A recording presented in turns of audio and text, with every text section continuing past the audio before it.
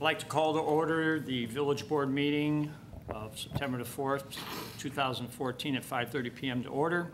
Clerk Simsky, roll call, please. Mayor Gunther? Here. The clerk's here. Trustee Addington? Here. Trustee Barry? Here. Trustee Barker? Here. Trustee Nero? Here. Trustee Scott? Here. Trustee Seneca? Here. And Assistant Manager May? Here. And Attorney Zemanek. Here. And would everybody please rise and join me in the Pledge of Allegiance? Now I'll ask our Eagle Scout if he could please lead us in the pledge. Pledge allegiance to the flag of the United States of America and to the republic for which it stands, one nation under God, indivisible, with liberty and justice for all. Thank you. Good evening, and you may be wondering why we have orange on, and I'll ask Trustee Seneca if you could please inform the public why we're all wearing some form of orange. I'd be happy to do that, Mayor. Yes, we're all wearing orange today because this is Hunger Action Month. So in partnership with the Northern Illinois Food Bank, who also partners with our own food bank here in Westmont, the People's Resource Center, we are supporting Hunger Action Month together, and so we're all wearing orange today, and a lot of the staff as well. So support your food banks, please. And very important. And Go Orange. oh, and today, September 4th, is Hunger Action Month. It was that one up above it, sorry. The one up above it. Hold on. Oh, today, September 4th, Go Orange Day. So we have come orange. We're going orange. So, Great. thank you. And we did actually the proclamation at the last meeting. Thank you. Thank you. Again, if anybody here for open forum, seeing none, then open forum is closed. Move on to reports. The mayor, I have a couple. This is always nice to be able to honor one of our own in our community. And this evening, I've got a young gentleman who received the rank of Eagle Scout. And Bradley Frederick, would you please come up? I'd like to present you with our Community Appreciation Award. I'll come to you. Congratulations. Great honor.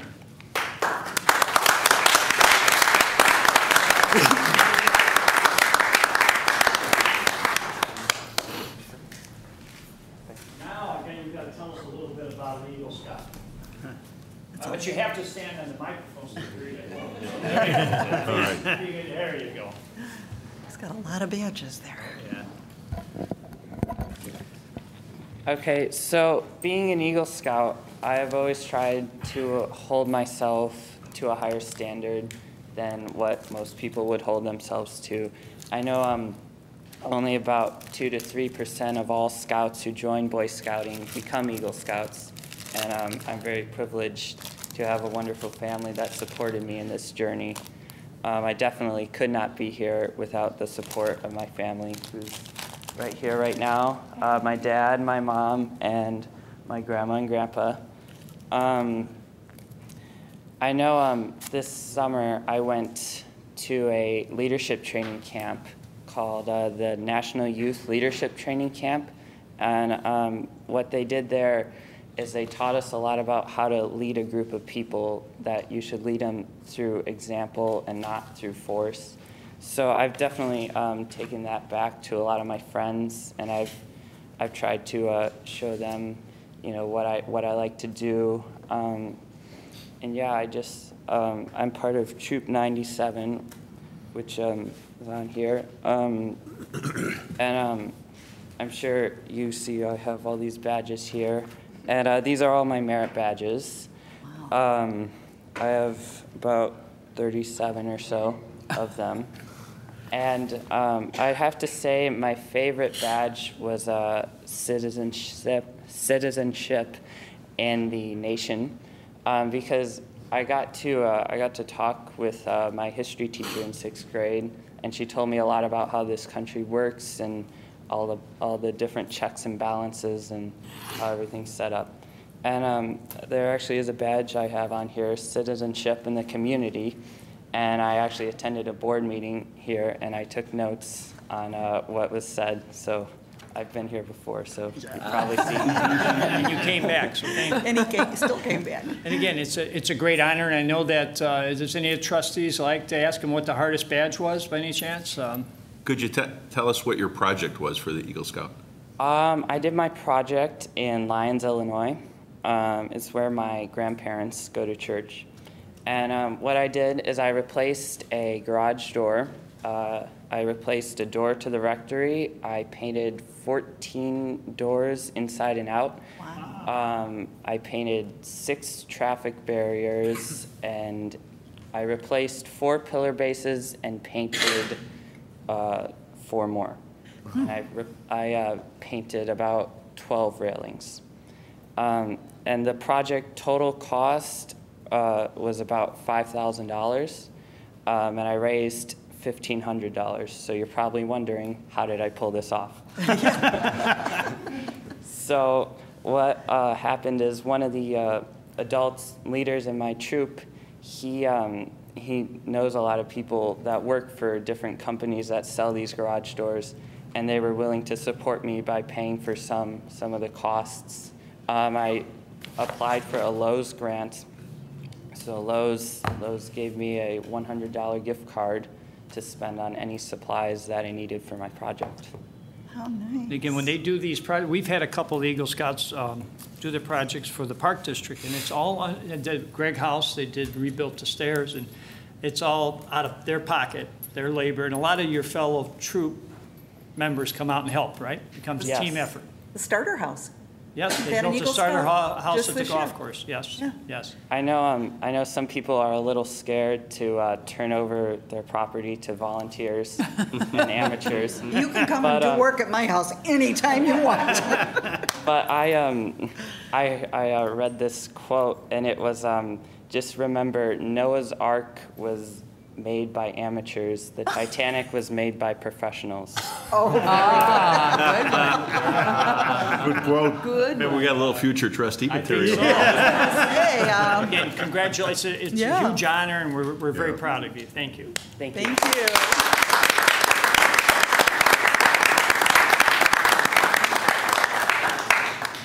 Very nice.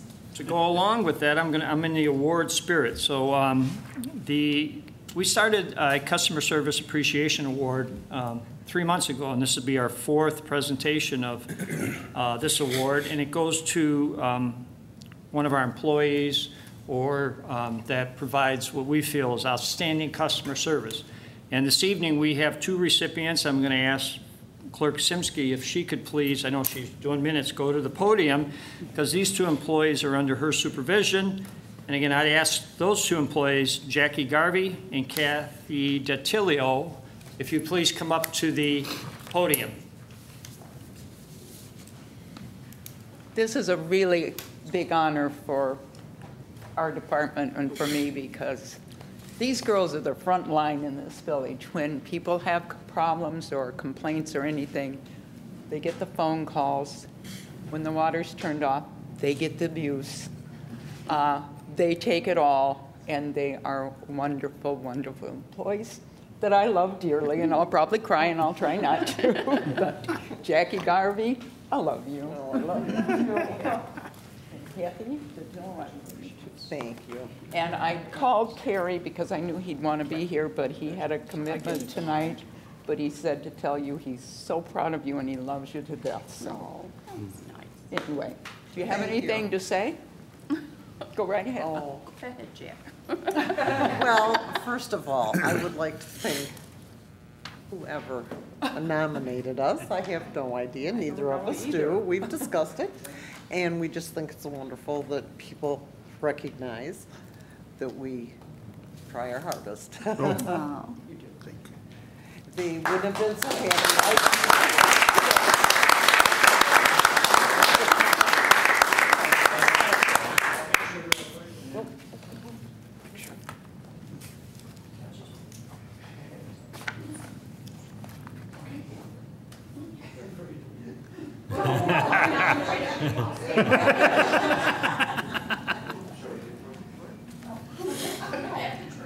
Here we go.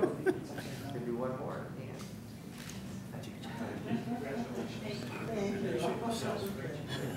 Photobomb. We should have. Oh, that would have been so funny. I wish we'd thought of it. Why isn't this downloading? I'm having more trouble with this. Okay, moving on to my report. I'd like to invite Police Chief Mulhern up. He's got a couple announcements about some upcoming events. And Noah's asked us who's coming in the room. We are not going hunting, so I imagine everybody will explain what this is all about later. Thank you, Mayor. Three items of interest which we want to tell everybody. Coming up this Saturday is a auction at the Westmont Police Department. It's the auction of our unclaimed property. The auction will begin at preview at 8:45, and the auction will actually start promptly at 9. It's all property which has been unclaimed, found, recovered. Majority of the property is bicycles. I was asked, is there jewelry, is there tools? I was told there's one screwdriver with the tip broken off, so I don't know if anybody wants to bid on that. But it's, rather than getting a wholesale list of everything, it's miscellaneous items you haven't picked up. We do accept cash and check with identification. We do not accept credit card. So it's at the police facility, 500 North Cass. It'll begin preview at 8:45. If it's raining, we'll be in the police garage. We'll conduct the auction inside the garage. If it's outdoors, everything, the property will be laid out. You can just come and take a look and see if there's anything you're interested. The second item, I don't have the exact date. I believe it's Saturday the 27th, is the drug turn-in program. If you've got drugs, turn drugs in. Second time we're partnering with the Drug Enforcement Agency, DEA, and that if you have any unused or old or unwanted drugs, narcotics, prescription drugs that you want to get out of the house, this is one of your opportunities twice a year to come to the lobby of the police station. I believe it's starting in the morning, I believe around 9 o'clock.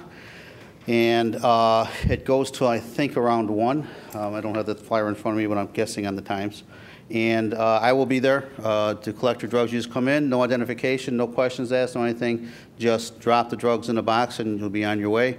We do not accept liquids. We do not accept salves or pastes. However, Westmont Pharmacy has partnered with us in helping the community, and they've agreed to accept those for us. And so anybody can drop those off at any time. We're looking for pills and anything, even old aspirin, anything that you have laying around you want to get rid of, we'll gladly accept. And number 3 is we're currently accepting applications for our Citizens Police Academy. That will start in October and continue until the first couple weeks of December. It happens every Wednesday night from 6:30 at night, and I'm looking at many of alumni here in the room tonight already. It starts at 6:30 at night and goes till 9 o'clock. There is no final exam. You can attend 1 or 2 classes. Hopefully you would attend all. But whatever you can make. You don't have to attend all, you still graduate. So if you're interested in getting an application for that, they are around at the Village Hall. They're down at 1 South Cass. Or you can send an email to Chief of Police, all one word, Chief of Police, @westmont.il.gov, and I will make sure that an application is delivered to you in time. Thank you, Mayor. Thank you. I'd like to invite our Fire Chief, Chief Weiss, if he's got a couple announcements. Thanks, Mayor. Just want to alert all our residents to next Thursday, September 11th, we'll be hosting our 9/11 service at 500 North Cass at the police fire facility. That will start at 7 p.m. at night. Those interested that can't make that at 9 in the morning at 500 North Cass at the police fire facility, we will be having a short memorial service to recognize those that lost their lives, fire and police, on 9/11. We also, on Saturday, September 20th, the Westmont Fire Department, along with the Downers Grove Township and other local businesses, will be hosting a car care safety clinic for seniors. It'll be on Saturday, September 20th from 8 to noon at our fire headquarters station at 6015 South Cass. I want to remind everybody that on Saturday, October 4th, the fire department will be having our open house this year from 1 o'clock to 3 o'clock. And it'll be at headquarters station at 6015 South Cass. And the final announcement I have is silent parade this year will be on Friday, October 10th. I ask our residents to come out and support the firefighters. and line up Chicago Avenue and Naperville Road from our border to the east to the border to the west. And bring flashlights with you. And those that have attended in the past will know that it's a great event. We truly thank everybody that has come out in the past to support us. And that's all I have, Mayor. Thanks, Chief. And one last item, this September 18th meeting, it's the Municipal League. It appears that right now it doesn't look like we have any agenda items. I didn't know what the board's pleasure to just hold a meeting. We don't necessarily have to tell me right now. It's just for food for thought. There's nothing on the agenda. I know the Municipal League is running at the same time, so. There's really not much on Thursday though downtown. No, so, I mean, but just, we can think about it. We don't necessarily need to make a oh, the decision. attorney, that's right, he has Yeah. his little thing. Yeah, so that's all I have. This evening, we'll go on to County Clerk's meeting in Westmont, and Mayor Ron Gunther came and welcomed the clerks, and I want to thank you for that. I appreciate that. We got the election packets for next spring, so those will be ready for distribution on September 23rd. So you can come in, anybody planning to run for library trustee or village trustee. We have 3 seats open on the village, and we have 4 library seats open, and I believe 3 seats will be 6-year terms for the library, and 1 seat will be a 2-year term. And I know the Park District will have 2. So anyone interested in running, please come in and get your packet September 23rd. I will not release them before that. That's the first day to go out and get signatures. So. And I just wanted to mention a couple of other things coming up. One is the pet promenade and picnic in the park at Ty Warner Park on September 13th from 10 till 2 in the afternoon. And a truck kickoff event at Westmont Center through the Chamber of Commerce. I believe that's also their open house, and that is September 17th. The Rotary Club, I'm happy to announce, raised double the money at this year's street fair with their Split the Pot raffle. So it went very well for Rotary.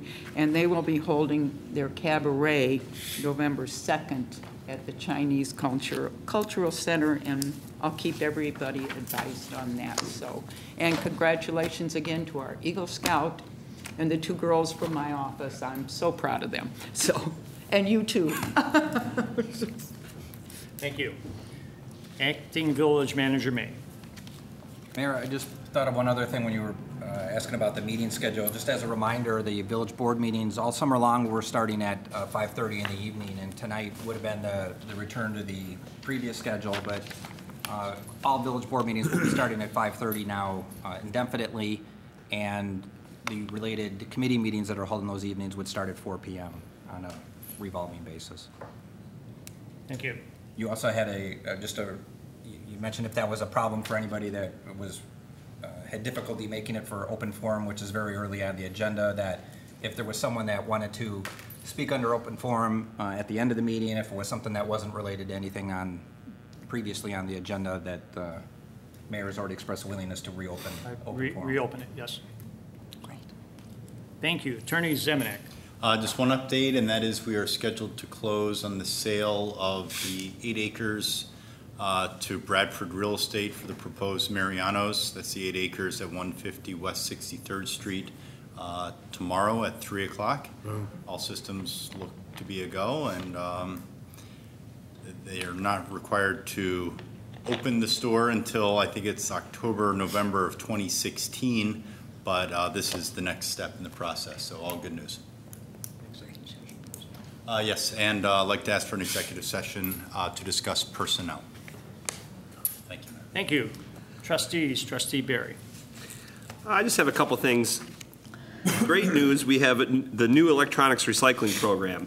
I'd like to thank Larry for his research on this. The Downers Grove Township Highway Office, which is located at 318 East Quincy, which is really down the street from Bales Hardware, is going to offer electronics recycling the third Saturday of each month from 8 to noon, unless that falls on a holiday weekend. Thanksgiving is the one that sometimes it would fall on, but not this year.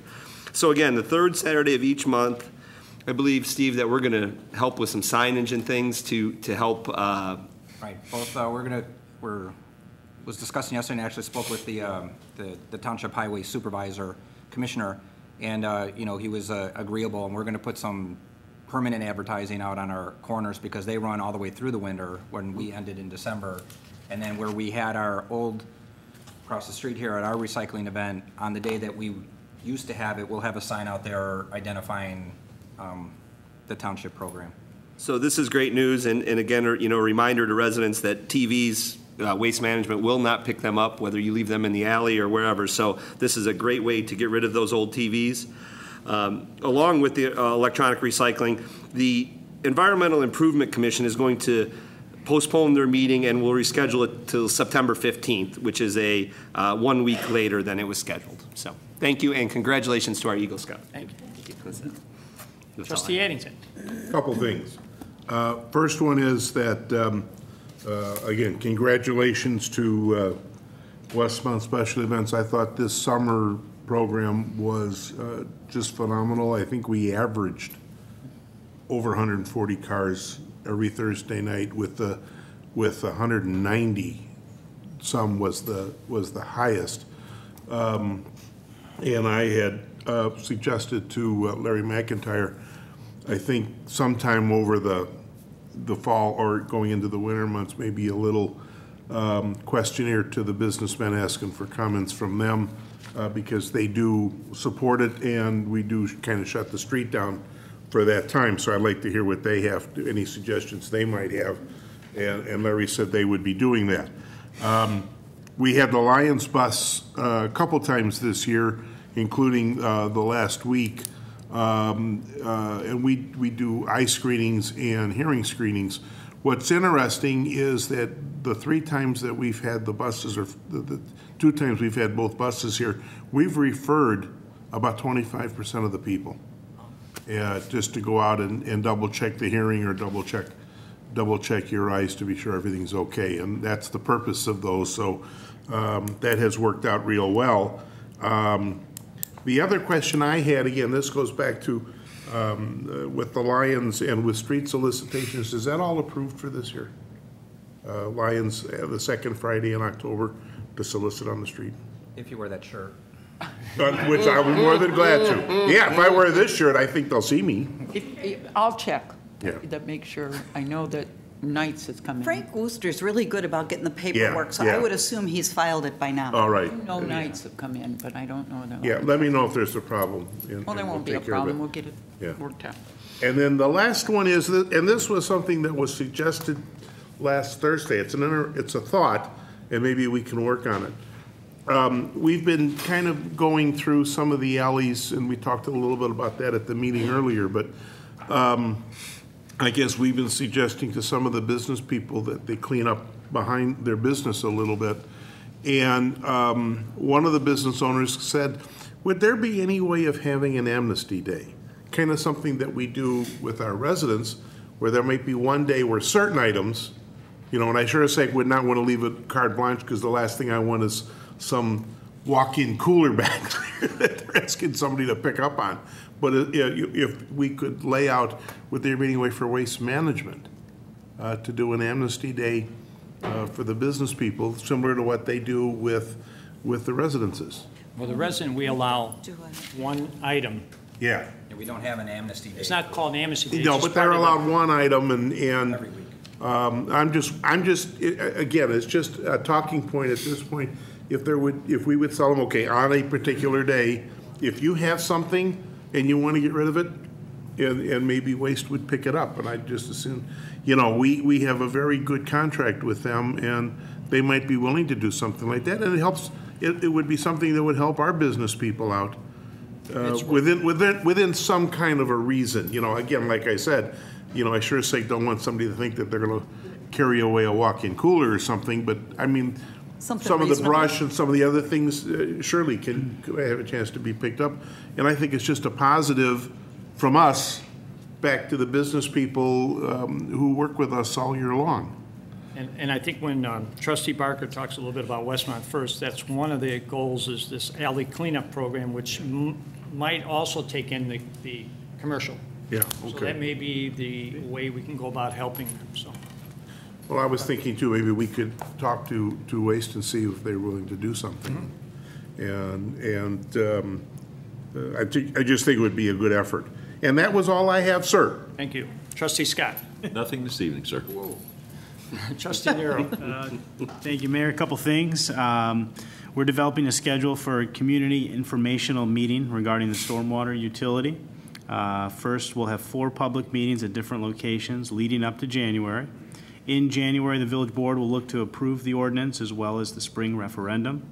And then lastly, on April 7th, the residents will have a few things to vote on, and one of them will be the stormwater utility. So the board won't be making the decision, it'll be the residents. So look forward to that coming. And the last item is Public Works Committee, October 30th, which I'll be a married man at that point. Right. So it'll be a different time. That's all I have. Thank you. Trustee Barker.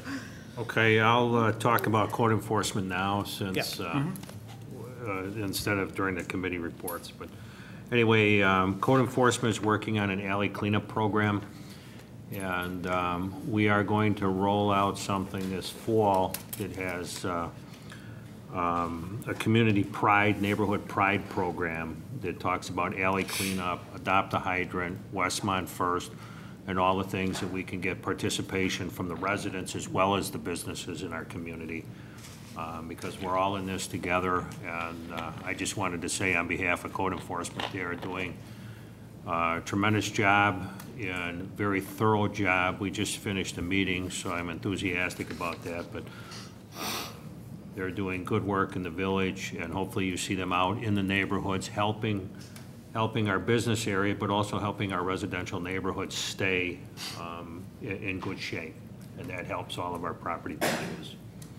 Thank you. Do you want to mention, not to give you more information, but the anonymous, if they call in something, there's no, go ahead. Right, we have, you can call in or you can go on the internet web QA and file an anonymous complaint or report about something in your neighborhood that needs reporting or needs to be looked into.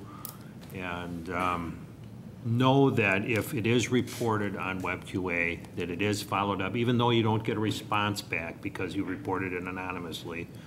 It is followed up by the code enforcement staff. They track it, they follow it right down to whatever action is required to get that taken care of or addressed. And we've all witnessed the fact that they do follow through on the things that are passed on to them. So it's a very effective tool. You can find that on the village website, and I believe it's titled Report a Concern. So it's available to all the residents. And again, if they want to know, if they did it anonymous and they went to one of the trustees, they could look for them and see if there's where it's at in the process.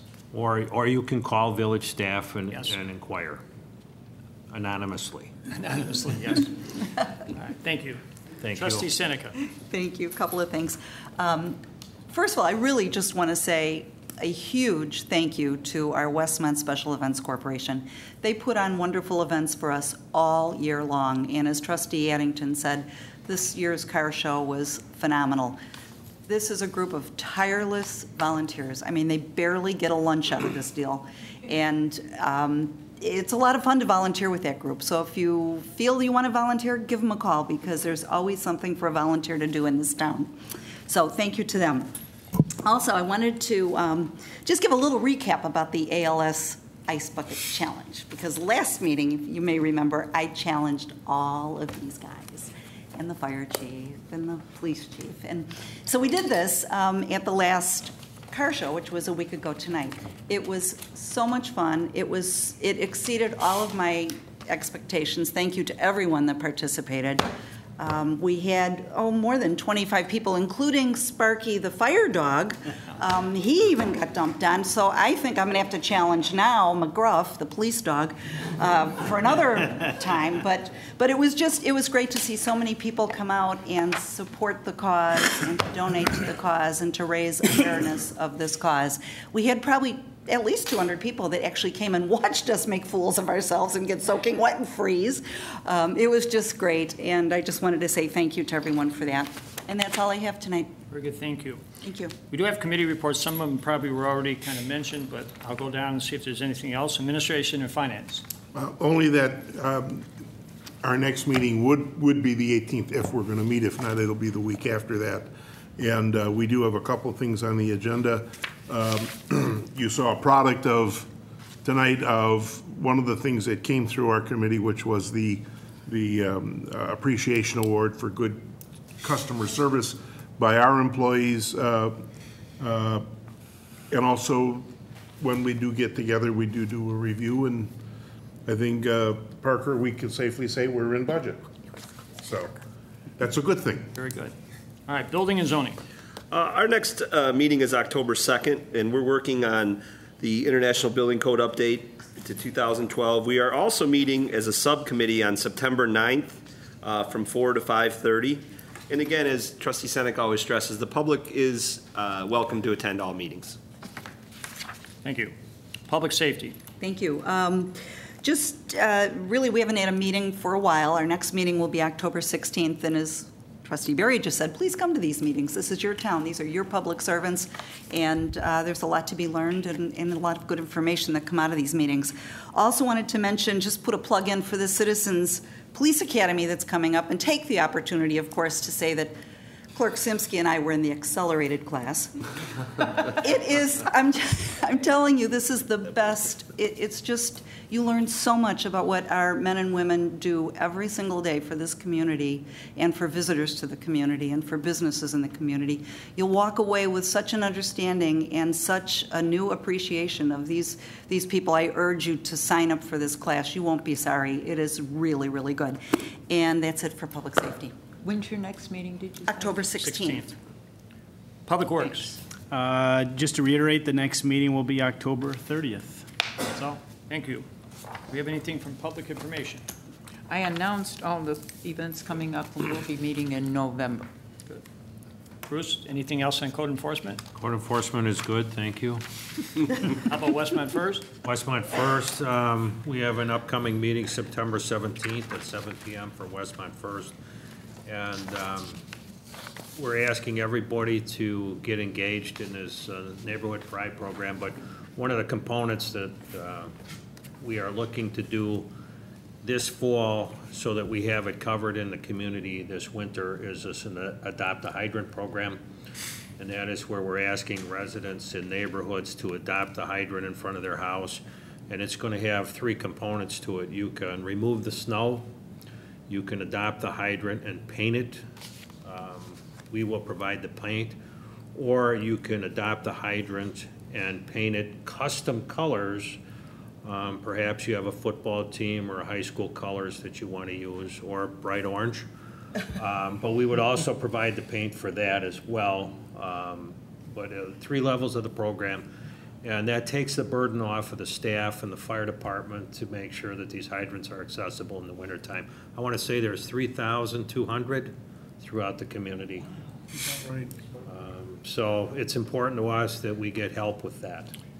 And I think last winter was a good example of not being able to see all the hydrants. So I think this is a good program. Yeah. Thank you. Thank you. Anything else, environmental improvements?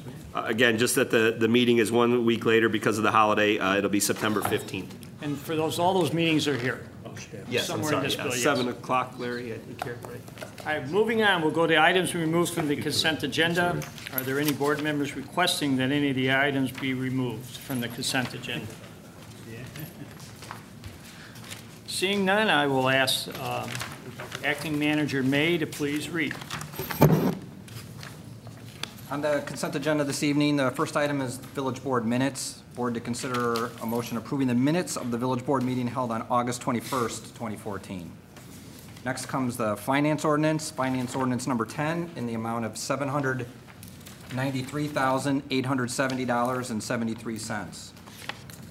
And there are purchase orders. First purchase order to Patnick Construction Incorporated for $603,060. This is references to the contract that you already awarded for the Cumberland Williams water main replacement project. Next purchase order is to Baker, Tilly, Birchow, and Kraus for $25,000, which represents the annual, the fees for the annual audit and preparation of the Comprehensive Annual Financial Report, as I like to call it, CAFR. Next purchase order is iTouch Biometrics for a replacement fingerprint scanner at the police department. That's in an amount of $20,000. Next purchase order is Fireman Seal Coating Incorporated, $14,825 for seal coating of various municipal parking lots, including at Village Hall, the police and fire buildings, and Westmont Center. Next purchase order is Cloud Sherpas. This is the annual renewal for the Google Apps and the Google Drive. That's in the amount of $11,144. Next purchase order is HD Supply Waterworks for $9,545 and represents, it says meter exchange parts, but it's actually an order for the touch couple pads for the meter reading that goes with the meter exchange program. All the purchase orders were budgeted, and they totaled $683,574, and therefore the total of purchase orders and finance ordinance number 10 is $1,477,444.73. And that completes the consent agenda. Do we have a motion to approve as presented? Motion by Addington. Second, Nero. Well, you just got aced out. All right, motion's been made and We seconded. need those Jeopardy buzzers. On the question, anybody question? Anybody from the public? Seeing none, roll call, please. Trustee Addington. Yes. Trustee Nero. Yes. Trustee Barker. Yes. Trustee Scott. Yes. Trustee Barry. Yes. Trustee Seneca. Yes. Thank you. Moving on to the agenda, that we do not have any unfinished business. We'll move on to new business, and A is Constitution Week proclamation. The board to consider a proclamation to declare September 17th through the 23rd, 2014 as Constitution Week in the Village of Westmont. Acting Manager May. Proclamation declaring September 17th through 23rd of 2014 as Constitution Week. Whereas September 17th, 2014 marks the 277th anniversary of the drafting of the Constitution of the United States of America by the Constitutional Convention, and whereas it is fitting and proper to accord official recognition to this document and its memorable anniversary, and to the patriotic celebration which will commemorate the occasion. And whereas Public Law 915 guarantees the issuing of a proclamation each year by the President of the United States of America, designating September 17th through 23rd as Constitution Week. Now therefore, Ronald J. Gunter, by virtue of the authority vested in him as mayor of the Village of Westmont, along with the Westmont Village Board of Trustees, do hereby proclaim the week of September 17th through the 23rd, 2014 as Constitution Week in the Village of Westmont. And ask our citizens to reaffirm the ideals the framers of the Constitution had in 1787 by vigilantly protecting the freedoms guaranteed to us through this guardian of our liberties, remembering that lost rights may never be regained. Thank you. And I think here with us this evening is Ms. Carol Snyder. And could you please come up to the podium? And while she's coming up, can I have a motion to approve? So move Seneca. Second it? Second, Nero. Anybody question? Can I have a roll call, please? Trustee Seneca. Yes. Trustee Nero. Yes. Trustee Barker. Yes. Trustee Scott. Yes. Trustee Barry. Yes. Trustee Addington. Yes. Okay, motion approved, and I'm going to present our proclamation. And ask you if you'd like to say a few words. I received, thank you, a very unusual email yesterday, and it's about a first grade teacher that when she started the first day of school, she took all the desks out of classroom. And her kids came in and said, "Where are our desks?" And she said, "Well, have you earned your desks?" And the kids said, "Well, I did my homework." "Well, that's not quite what I was looking for." "Well, I've never been late." "Well, that's not quite what I'm looking for." So the kids left after first period. Second period, still no desk. Third periods, went all day long. Finally, the last period, the kids are all sitting on the floor and everybody's been giving suggestions. And she said, "Oh, we have some guests." And she opened the door and a group of veterans walked in. And they were all veterans of Iraq and Iran, and every one of them said nothing. And the teacher said, this is what earns your discs, is the way these men have fought for our freedom. I thought, so very true. Very nice. Thank you, Mayor.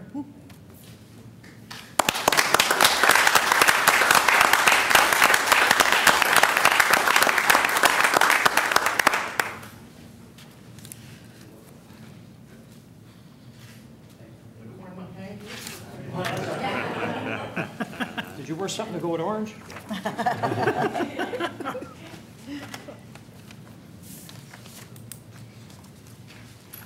Okay. Moving on, new business B, 704 South Wilmette Avenue, McNaughton, lot coverage variance. Board to consider an ordinance approving a zoning code variance request for McNaughton development to allow lot coverage greater than the 35% maximum allowed in the R3 single-family resident district. Village Planner Ziegler. Thank you, Mayor. This proposal exceeds our maximum lot coverage by approximately 5%. Our planning engineer will review the proposed best management practices that will offset this additional coverage. This is all reviewed as part of the final engineering permit. The applicant's lot has a 20-foot private drive that is counted toward maximum lot coverage, which makes this request different than typical single-family building permits that you might see. Without the drive, the new home, driveway, and deck, would meet lot coverage requirements. If approved, the builder should inform the homeowner that the small deck is the only improvement that they will be allowed to make to their yards due to this lot coverage maximum. Many neighbors spoke at the public hearing regarding private lot lines and concerns about flooding in the neighborhood. Pictures were attached to the board members' packet. Due to these concerns, Planning and Zoning Commission recommended approval of an additional front yard best management practice, which should help with additional lot coverage concerns. The applicant is here with his engineer if there are any questions. Would they like to come to the podium and add anything to it? Good evening. My name is John Berry. I'm with McNaughton Development. Actually, everything that I was going to touch upon, Jill took care of. So if you do have any questions, we're here to answer anything for you. Do I have a motion? Can I ask a question, or wait for the motion first? Put it on the table. Put it on the table, okay. I'll make a motion. To approve as presented? Yes. Second, Addington. These are close. No, it's enough to. Okay, the motion's been made and seconded. On the question, Trustee Scott. So the house gets built, the new homeowner buys it, and we find out 6 months or a year or 2 years down the line that the water best practice management didn't work. The owner of that property then is responsible to make the corrections. Do they go back to you, or is it the owner who's now all of a sudden learning firsthand, oh geez, I bought this and now I've got this problem which I really didn't expect? So I guess the question is, who's responsible at that point? Well, I can tell you that when we sell someone a home, we do offer a 1-year warranty. So hypothetically, if something's wrong with the home within the first year, we will take care of it. But ultimately, at some point, unlike a lot of these systems that I believe the village and a lot of villages in the area are approving, it will ultimately fall upon that homeowner to take care of that system at some point in the future. Because we know we don't have the 100-year rain every year. Right, you're right. But it could be 2-3 years down the line and they find out there is something at that point. I just wish there was a way for the new homeowner to understand the ramifications of building a home in an area where there were some issues, neighbors complaining, and so I guess that's the attorney is. I'm looking, you look at. Is there anything, or is it just like, I hate to say it, tough luck, and that's buyer beware? You know, it's really incumbent on engineering review within the village to make sure that this is being built in accordance with standards, and I know there is adequate detention being provided for this lot at the 40% coverage. Planning and zoning recommended some additional work with best management practices in the front yard over and above what the normal engineering would do. So from the village's standpoint, I think we're doing what we can do under the current regulations. Matter of fact, I thought there was some discussion about even expanding the detention area in the rear yard Was that this property? It was either expanding the one in the rear yard or making the additional one in the front yard. Okay. It was, And you opted for the front yard? you know, I think ideally we would probably prefer to expand the one in the backyard, just since we're there. Right. But we'll work through that on the engineering review. So as far as telling a homeowner, no, I mean, once they buy a property, you know, the builder wants to wash their hands, except to the extent it's covered by a one-year warranty. I don't know that stormwater typically is. It's probably excluded, to be honest. Well, what we want to do is try to make the neighbors that are around there feel somewhat comfortable, realizing that that homeowner is going to be responsible, and the village, for better terms of it, go after them to make sure that the water is captured on their property and disposed of in a proper way, which that doesn't affect the homeowners. Well, if no homeowner came before us, then I'd sit there and say, sure, what's the big deal at this point? They're following best practices, but we did have neighbors that have concerns, and we just want to make sure we protect them at all costs. And I think the best way you protect them is make them comply with the ordinances that are on the books, or in this case, go over and above because it's a floodplain ordinance, and that's what you're doing. To go back years later and say you've got a flooding problem, now we're mandating you do something additional, when they may not be really, it's hard to pinpoint if they are the sole cause of the flooding, because again, there's upstream water that's coming. It's a complex issue. Maybe Steve would be able to address that better than me. It's a great what we want to make sure is that if it is the problem that somehow slipped through the cracks, that there is something we can do. For example, if an outlet pipe is clogged. Yeah, you know, functionally, you know, defects, you can do that too. If your, you know, methodology isn't providing the protection you hoped it would, you know, when you required it, I don't know what you can do about that afterwards. I mean, we have had very similar discussions about construction in Northeast Acres and more recently, you know, closer to here from that. And it was, like John mentioned, you know, that's why they're called the best practices. It's the best solutions we have at the time, you know, available to do. And in this case and in those other cases, the builder was actually required, they went above and beyond what was minimally required by code. So that's what we hope to do everywhere. And then when you do have, you know, storm events that are bigger than you know, what was designed for in a best management practice or a storm sewer system, you still, because of those situations, we do our best to plan for the overland flow route so that it will keep moving downhill. It's when you're in a low depressional area that there aren't many good solutions for that. Okay, thank you. Trustee Addington. I know that what we're talking about here is the maximum lot coverage percentage, but we're also talking about, you know, future potential flooding. Would it help if we required the driveway to be pervious rather than just a sheet of asphalt or cement? It does help, and that is a best management practice. And the way this, you know, is framed here tonight is that they don't have a final design. They're looking for the lot coverage, and it's related to the storm wind water issue because of the greater the lot coverage, the more impermeable surface and the more runoff you'll have with that. So those design aspects have to be worked out with the planning engineer during their permit process. And that is a good alternative if, for example, the soils can accommodate that. John, could we make that a requirement? You can. I think what Steve's suggestion is if you're at the 40% and require them to install best management practices, which is either in the front yard or the rear yard through detention, they're going to be going over and above the ordinance requirements already, at some cost to some extra cost to the developer. Could you do it? Yes. Here's my concern.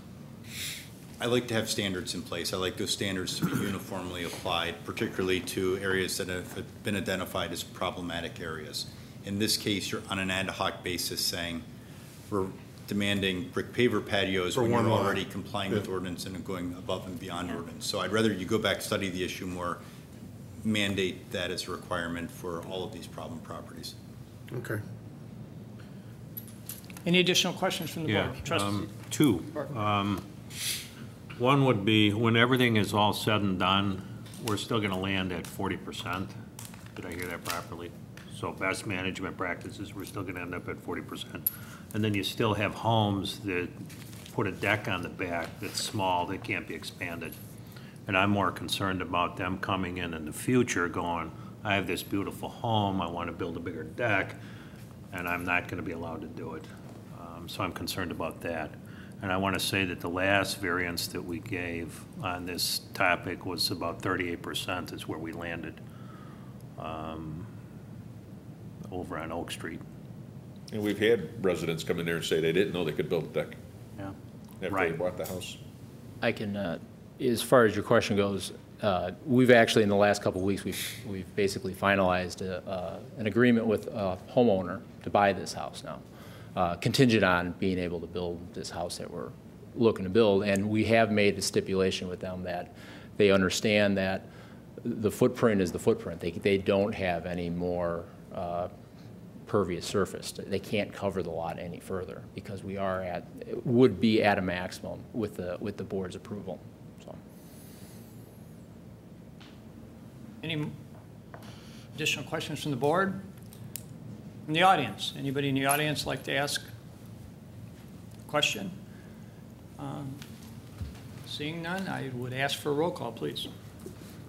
Trustee Scott. Yes. Trustee Barker. No. Trustee Seneca. Yes. Trustee Barry. Yes. Trustee Nero. Yes. Trustee Addington. No. Motion carries. Variance is granted. Thank you. New business C, Bradford Equities LLC, 150 West 63rd Street. Board to consider an ordinance approving a waiver from Section 2-05 of the Land Development Code to allow Bradford Equities LLC to post its required letter of credit after the village executes the final plat of subdivision. I see here Attorney Zemanek, you're going to lead off. Thank you.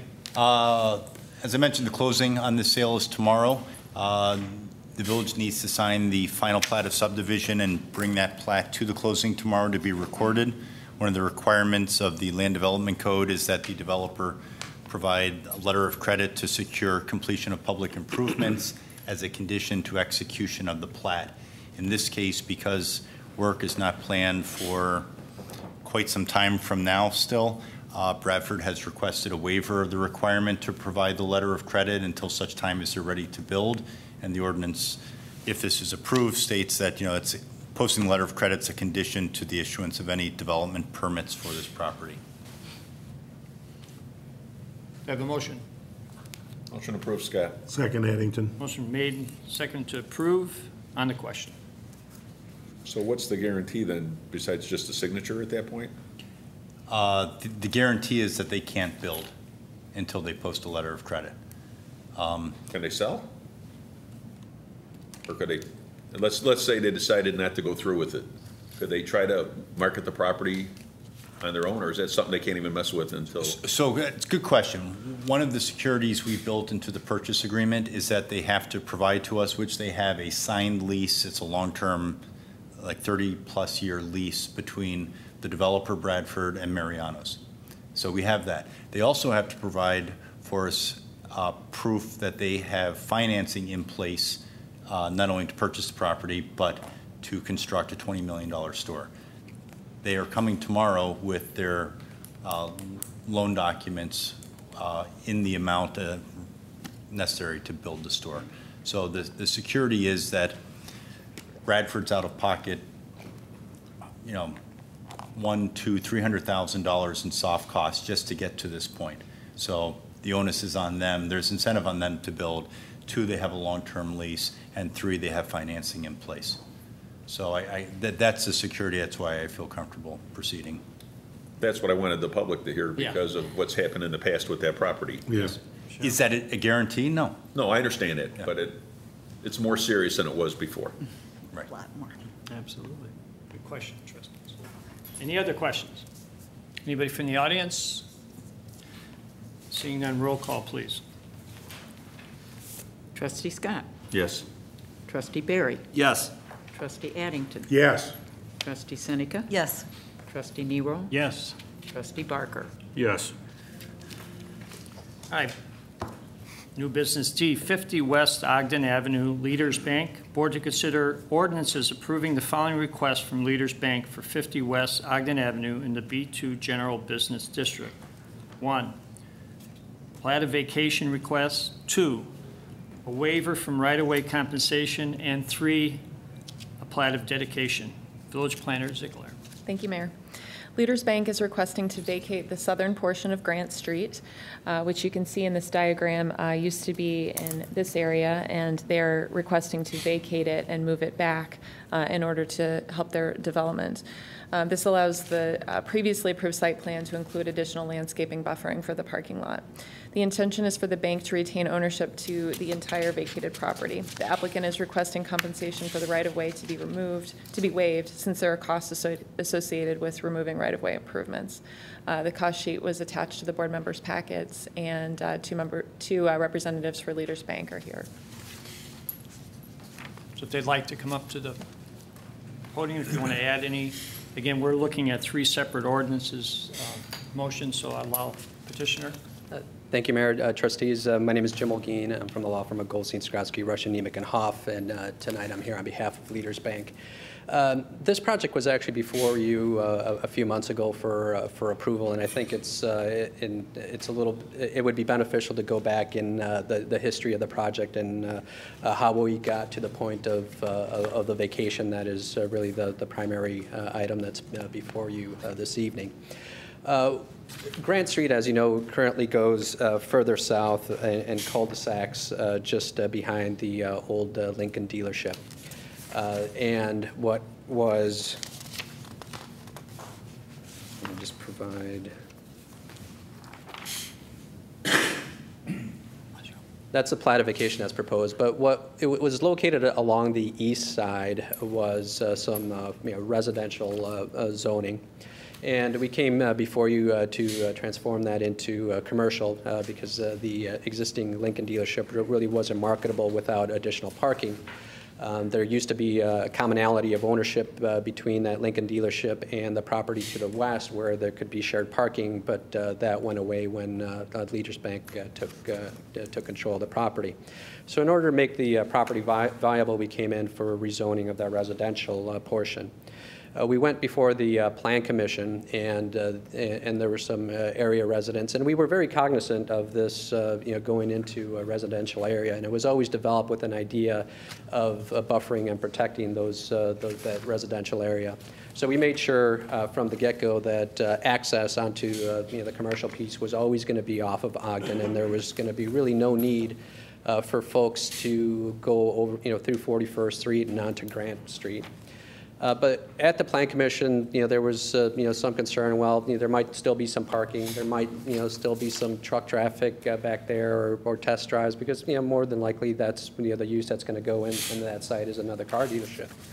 And one of the suggestions which came from the Plan Commission itself was, have we taken a look at trying to vacate that street to provide, to eliminate any of those concerns and to provide some additional landscaping buffer for the area residents.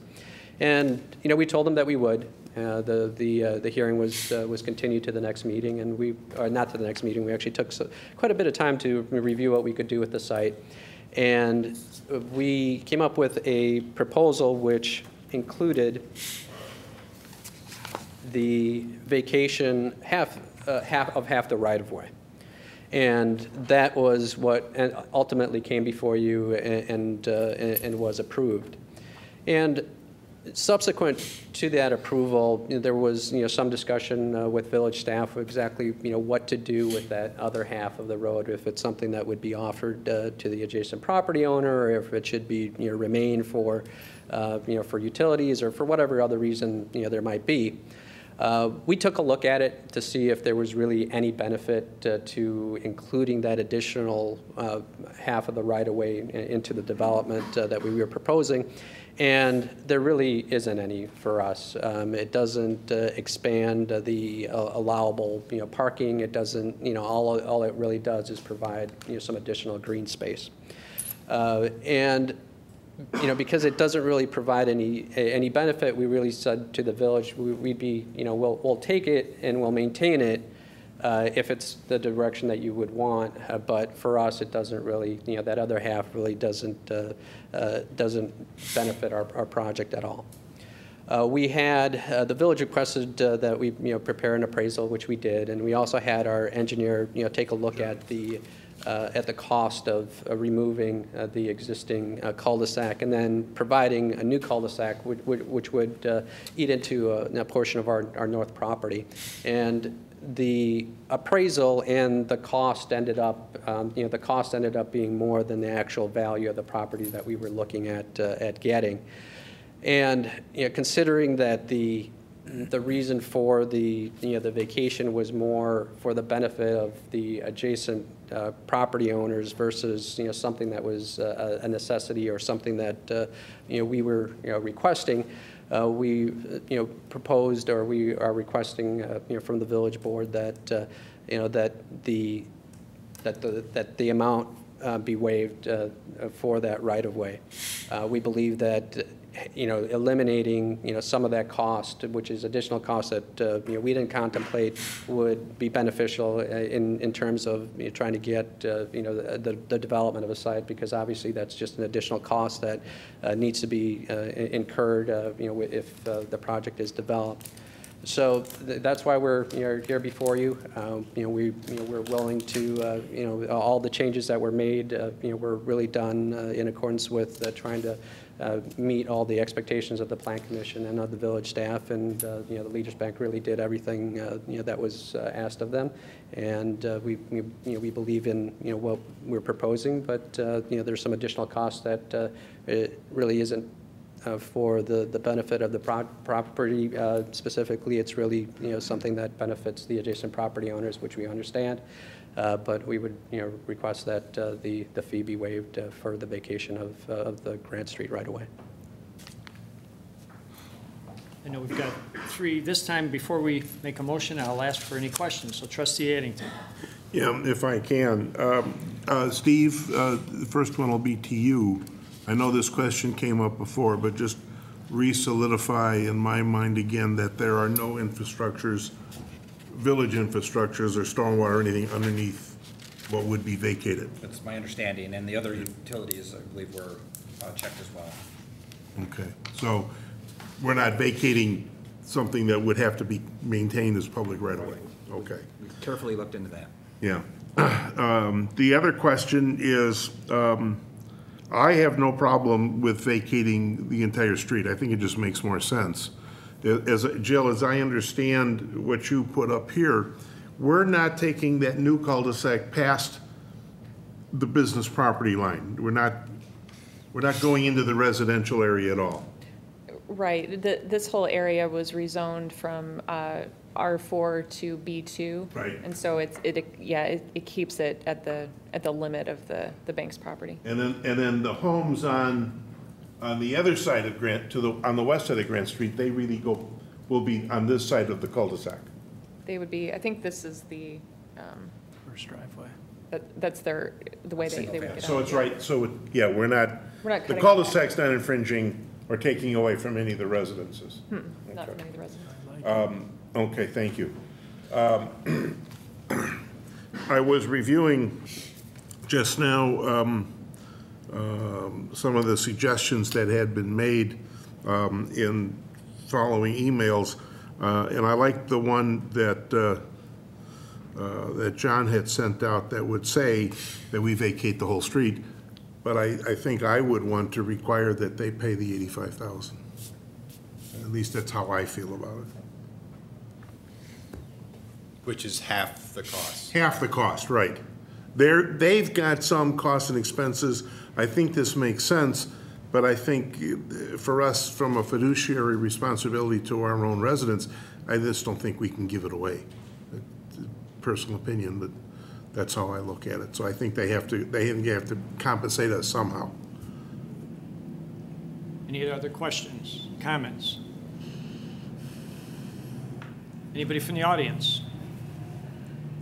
Hey, we're looking for. So Go ahead, Trustee. for the motion to have it as proposed with trustee Adding, how would we change that, John? Actually, we wouldn't.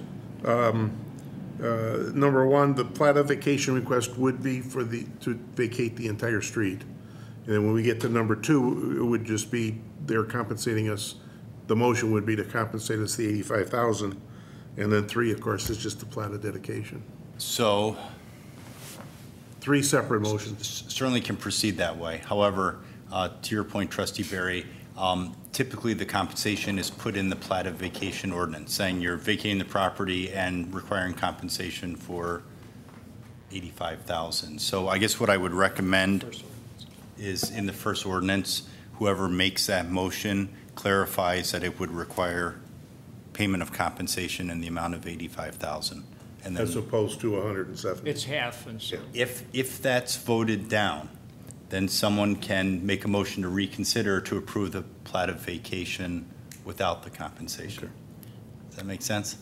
Yeah. So we wouldn't need the second one. Yeah, I guess you really would. Any question on what was just explained? Any comment? Yeah, I guess once again, just the only comment that I would have is, I understand the idea that in some ways it's it is kind of a that we're getting the whole area but only paying for half. But from our perspective, that extra half that is being provided is of no value to us. And so if you're looking at, well, this is something that is benefiting the residents, and we want to provide some kind of benefit or acknowledge that for Leaders Bank, I would rather do half the 85 and not take the rest of the right of way, because it honestly doesn't do anything for our project. We're willing to take it, we're willing to maintain it so that the village doesn't have to, but it's not a benefit, and it doesn't do anything for the project. But correct me if I'm wrong, it previously was approved as is now, correct? It was previously approved just doing the half. All that's shown on their site plan is half the right-of-way, as I understand it, because that's all they needed.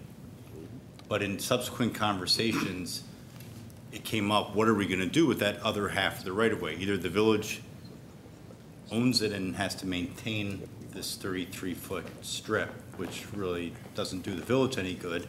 You could convey it with compensation to the adjacent property owner to the west, but I don't know that they want it or can afford to pay the compensation. So an option was give that other half to Leaders Bank. It provides more green space, even larger buffer. And I don't have to mow it. If I could add, I mean, I had expressed very similar concerns of what Trustee Addington did about the, not this location, but the principle of well, just vacating public property is worth serious consideration all by itself. But to do it without compensation is, on the surface, is alarming. But when packaged together with, we want them to use the other half, and we're asking for certain improvements to be done, and we're making a property more economically viable. When you look at it from a more of a development incentive, that there's that partnership there, and when looked at in that light, it's easier to understand. But the concept, I agree with you 100%.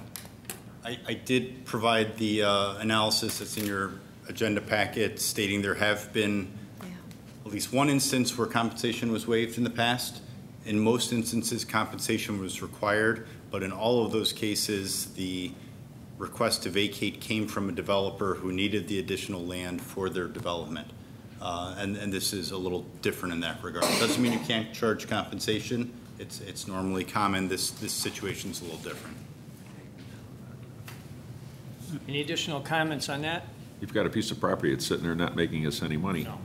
Yep. tax dollar wise. And I think Steve brings up a great point, that there's a maintenance factor there. Right. You know, a long-term maintenance factor. That's not going to stop in 3 years or 5 years, and that needs to be factored in. Hi, I'm Bill Navolio from Leaders Bank. Just a few comments. I think we went to extreme measures to meet everyone's requirements, going all the way back to the zoning committee. This isn't a small project. We're moving the whole street quite a bit north. I believe if there's an opportunity to waive the cost, and if there's a circumstance that warrants it, I think it is this. I think $85,000 is just too much. We probably have to consider going back to the drawing board and taking, by the way, this is taking some of our land also for the cul-de-sac. And by the way, I think it's a very good plan. But we have a heck of a lot of work. Did not argue about any suggestions. I think it is very beautifully proposed landscaping. And $85,000 is a considerable amount, even given the alleged value of the whole site.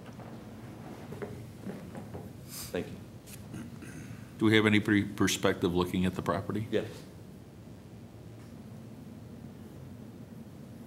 Quite a few, actually. I think I can say, without violating any confidence, that it is, there is one buyer who's doing due diligence now. Thank you. Sure. Any more? Any other questions? So I would look for a motion on the platted vacation request. I will make a motion to approve the platted vacation request with the payment of $85,000 in compensation. Second, Scott. Motion been made and seconded to approve the plat with the $85,000 reimbursement. On the question, anybody from the public? Roll call, please. Trustee Addington. Yes. Trustee Barry. Yes. Trustee Scott. No. Trustee Barker. No. Trustee Nero. No. Trustee Seneca. No. That motion failed. I have another motion.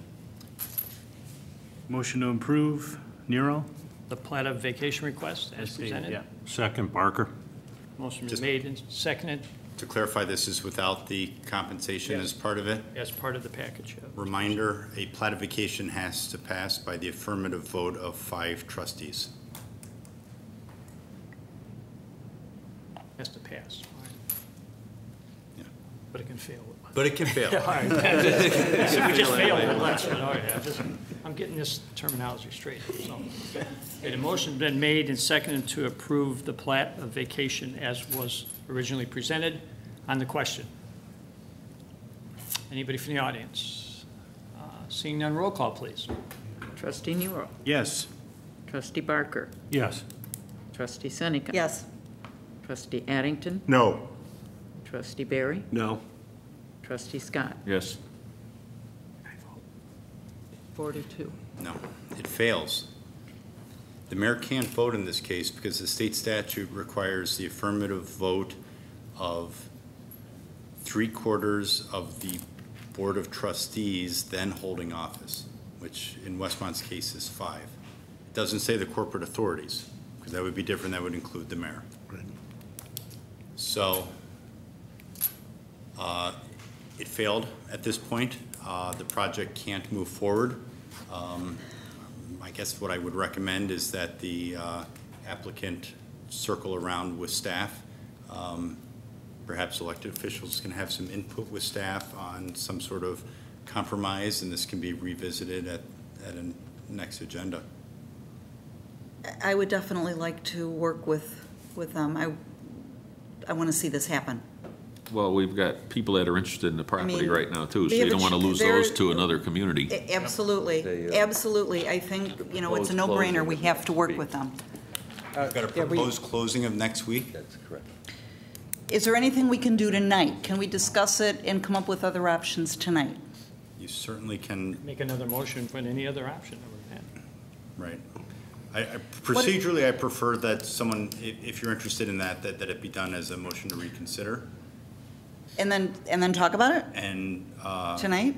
well, you can Because just I kind of talk- have an idea. You can talk about it now, but to phrase it as a motion to reconsider and state then what that motion is when you're ready to do so after it's been vetted. Okay, I'm just thinking, if they take the whole thing, Steve doesn't have to cut the grass in his orange tie. It's green space for the area. We have a chance that that building's going to be sold and something good is going to go in there that's going to bring revenue and tax dollars. They don't want the whole thing and they don't want to pay. We want them to pay 85 and take the whole thing. They only need half of it. What if we took half of the 85 and gave them the whole thing? Could we do something like that? Would they be willing to consider something like that? You can set the compensation at whatever you want. There should be some basis for it. I don't. You can waive the compensation, so sure, that's an option. I mean, if it would help to get consensus on the board to get the 5, then I would definitely like to see us consider that, to at least address it with them. You know, there's some concerns there for them, and I guess I have a little bit mixed feelings about helping a bank that's, you know, foreclosed on a property that, you know, has probably made money with this property along the way, and not made anything. Usually they don't. And losing money. Well, Not in that case, yeah. and you know, it's kind of a pink elephant the way it sits now.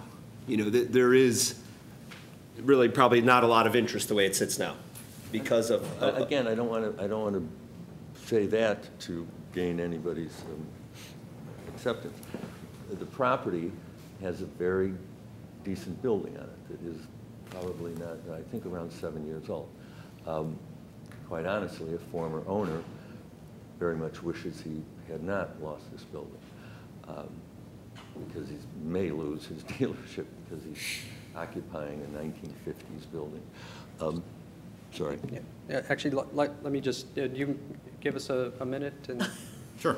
I guess I'm talking, I don't think. it is public record.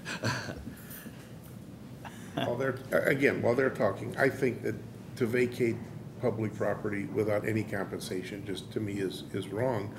I agree with what Sue said. We do want the property, and so if they have any kind of compromise they want to throw at us from a dollar and cent standpoint, you know. I would tend to agree. 85 maybe I mean, too they high. take the whole thing, it's a win-win for Yeah, us. I agree. Give them the whole thing, and like you said, maybe do it at like 40 grand or something. John, shouldn't I or Harold do the motion to reconsider as the no votes? Well, yeah, I'd like to Wait, hear wait, what wait, wait, I'm sorry. Well, I think to move along and hopefully get a very good buyer, which I think the buyer is, I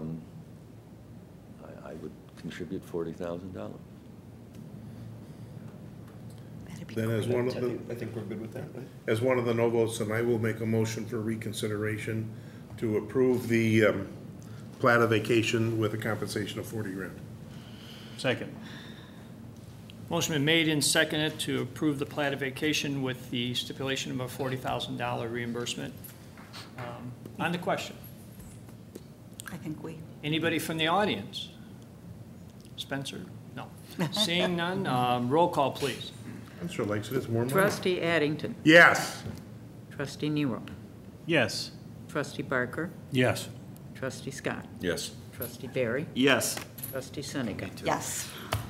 Congratulations. Now I need we Thank need you, to Sue. approve one Oh, more. we got to do one more, that's We need a right. motion to approve the plat of dedication. Motion Addington to approve. Second, Scott. Motion made and seconded to approve the plat of dedication. Any questions? Just inquiring as to the status of the plat. I know that was in the works. yes, we should have it tomorrow. We're on the dedication. Okay, so staff hasn't reviewed that, so I'll clarify in the ordinance it's subject to staff's review and approval and modification as needed. If anything significant comes up, it'll have to come back before you. Plats of dedication are really straightforward, so I would not anticipate any problems. Any additional comments, questions? Anybody from the audience? I would just like to thank everybody. It's been a very good process. a wonderful village. Your staff is outstanding. We want to thank you for selling it next week. Yes. Can't wait to see the sold sign. I'll take a roll call on that one. Trustee Addington. Yes. Trustee Barry. Yes. Trustee Scott. Yes. Trustee Barker. Yes. Trustee Nero. Yes. Trustee Seneca. Yes. Again, Thank you, Mayor. Thank you, look trustees. forward to development. Thank you. Good luck. Moving on, new business E, 772 Burr Oak Drive, the TGS, Illinois, the Green Solution Alternative Medicine. Board to consider an ordinance approving a special use permit request from TGS, Illinois, LLC, the assumed name, the Green Solution Alternative Medicine, to allow the operation of a medical cannabis dispensary in the M Manufacturing District. Village Planner Ziegler. Thank you, Mayor. The zoning code requires a special use ordinance for medical cannabis facilities proposed in the M Manufacturing District. Ample parking is available for this use, and the state of Illinois also has specific requirements in addition to ours, including minimum distances from schools and daycares. The state has told staff verbally that they do not feel that the nearby School Association for Special Education in DuPage County is considered a secondary school, which is one of their requirements. Economic Development Committee and Planning and Zoning Commission did not have favorable recommendations, partially due to concerns about proximity to SACID and to Ty Warner Park. Members of the public spoke at the hearing to ask questions and comment, and the applicant is here to answer any questions. Very good. And at this, can I have a motion, and then we'll Motion to approve, Barry. Second, Addington. Motion approved, Barry. Second, Addington. On the question, I think we'd ask the petitioner to please come to the podium, and we want to give us some information and maybe answer some questions. Great. So thank you for having me back, because I know we've been working together for 5 months, and Jill is extremely good, because this has been a long process, and we've met, and thank you for having me back. You guys have had a long night, so I'm going to, Jill. Is it quick? Do I just do, should it come through? Oh, yeah, very good. Okay. Sorry, guys. I sent Sam out right at the wrong time. You know, while we're messing with this, I'm going to, if everybody has a packet, we can always rely on these little things. It's just as easy. So just a quick introduction. I've been before you now a number of times. My name is Tanya Griffin. I live in Western Springs. The group that I bring before you includes cannabis expertise from Colorado. So the company is called the Green Solution. We're one of the biggest vertically integrated cannabis companies in the country. We have helped write the regulation in Colorado. We do this very responsibly. We put a good deal of time and effort and money into research and development. By 2018, we plan to have all of our strains proprietary. We spend a good deal of effort working on CBD and CBG strains. When it comes to cannabis, you have THC, which is the psychotropic, but you have a lot of components of cannabis that are very helpful medically, and that's why the state of Illinois has come forth and passed the Compassionate Use of Medical Cannabis Care Act. So fast forwarding to now, on September 22nd, groups like ours will submit applications for medical cannabis dispensaries. The state has been very forthright in how they have asked municipalities to handle this, and they've asked us not to prohibit the use, provided it falls within the state rules or whatever ordinance that the community has put forth. I'm not going to spend a lot of time running through this, because I've talked to everyone here a lot about this, but and more importantly, I want to introduce my team, because I'm not flying solo today, because I always am flying solo. One of our principal partners, I think I mentioned before that we're a group that comes to you not only with deep cannabis experience and research and development, and one of the biggest companies in the country, but we are medically based. So Dr. Patel, we have 2 pharmacist principal officers. So this is Prashant. He can answer any questions where it comes to pharmacy. We are a pharmacy care model. Everything we do is guided by those principles, and Prashant can answer any questions when it comes to that. So I'm glad he's here with us. We also have Steve O'Brien. So Steve, you can come join us and answer any questions. Steve is a chemist. So in Illinois, we have a lot of points of this application. So it's far more than just bringing you access to sick patients, access to medical cannabis, which, by the way, as you know, because we've talked about this on a number of occasions. I think when we were planning and zoning, it was 2 hours of questions. So I want to be careful not digging too much in, because I know everybody may have questions, and I want to be able to answer those. But this is a highly, highly regulated state. No product will come into a dispensary open. Everything is sealed. If we open a product, it has to be destroyed within a week. There is seed-to-sale tracking. Not even a gram moves without it being tracked. Ray, I apologize. So Ray is a Marine. We hire, our security team is all Marines. Ray, thanks for joining us. Ray just got back from Denver. These guys flew back from Denver. They got in, I think, an hour ago. So they've been working on the security plan. Ray is a very unique individual in that he has also developed a program to help our schools get ready if a gunman comes into the school.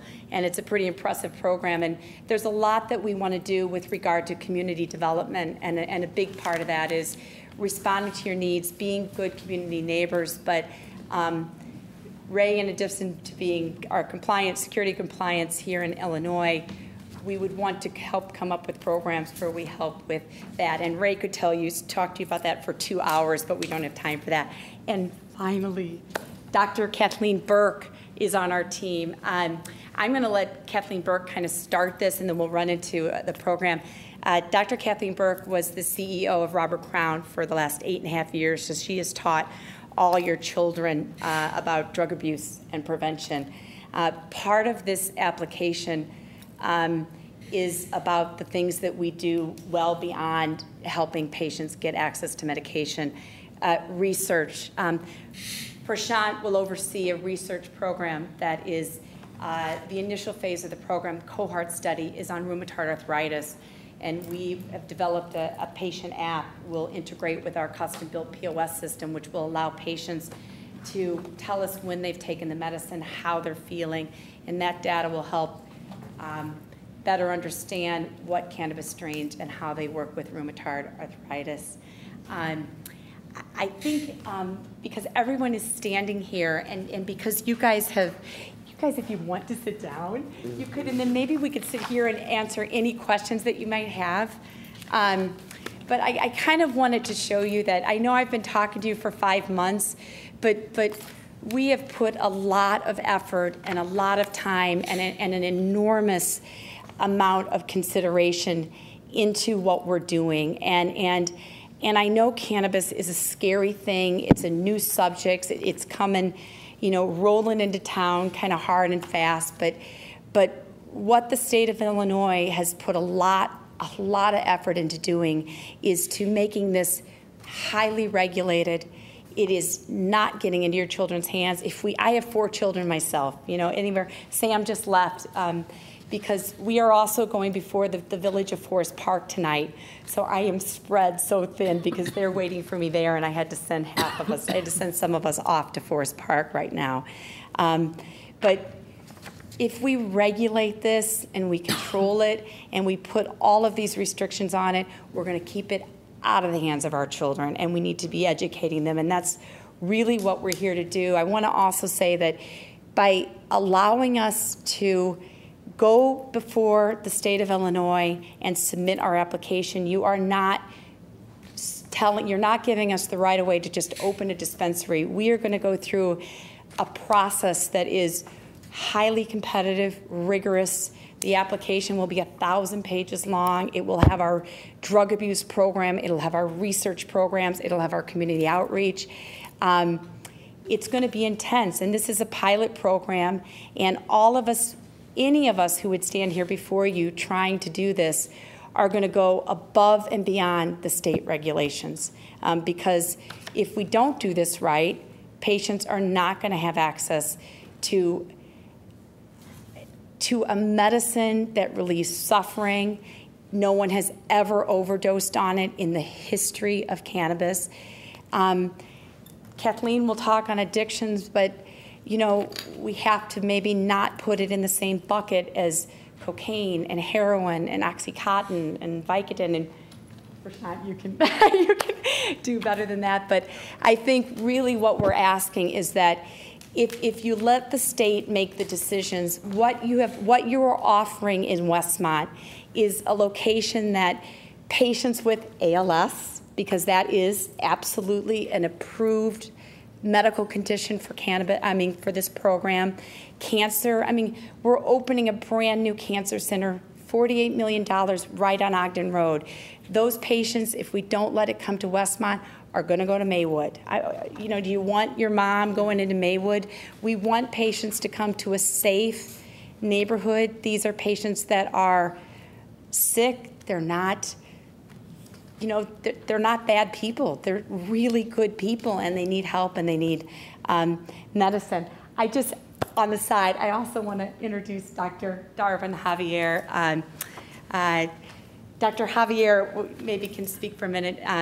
He's an anesthesiologist, and can I tell that you? So he's in the process of going through chemotherapy, and he's been really here with us and doing research. And thank you for coming. By the way, no problem. It's really great. So I think when you look at this, we have a medical community that is not looking at this as that we're drug dealers on the side of the road. We're trying to provide some relief to patients who could use it, quite frankly.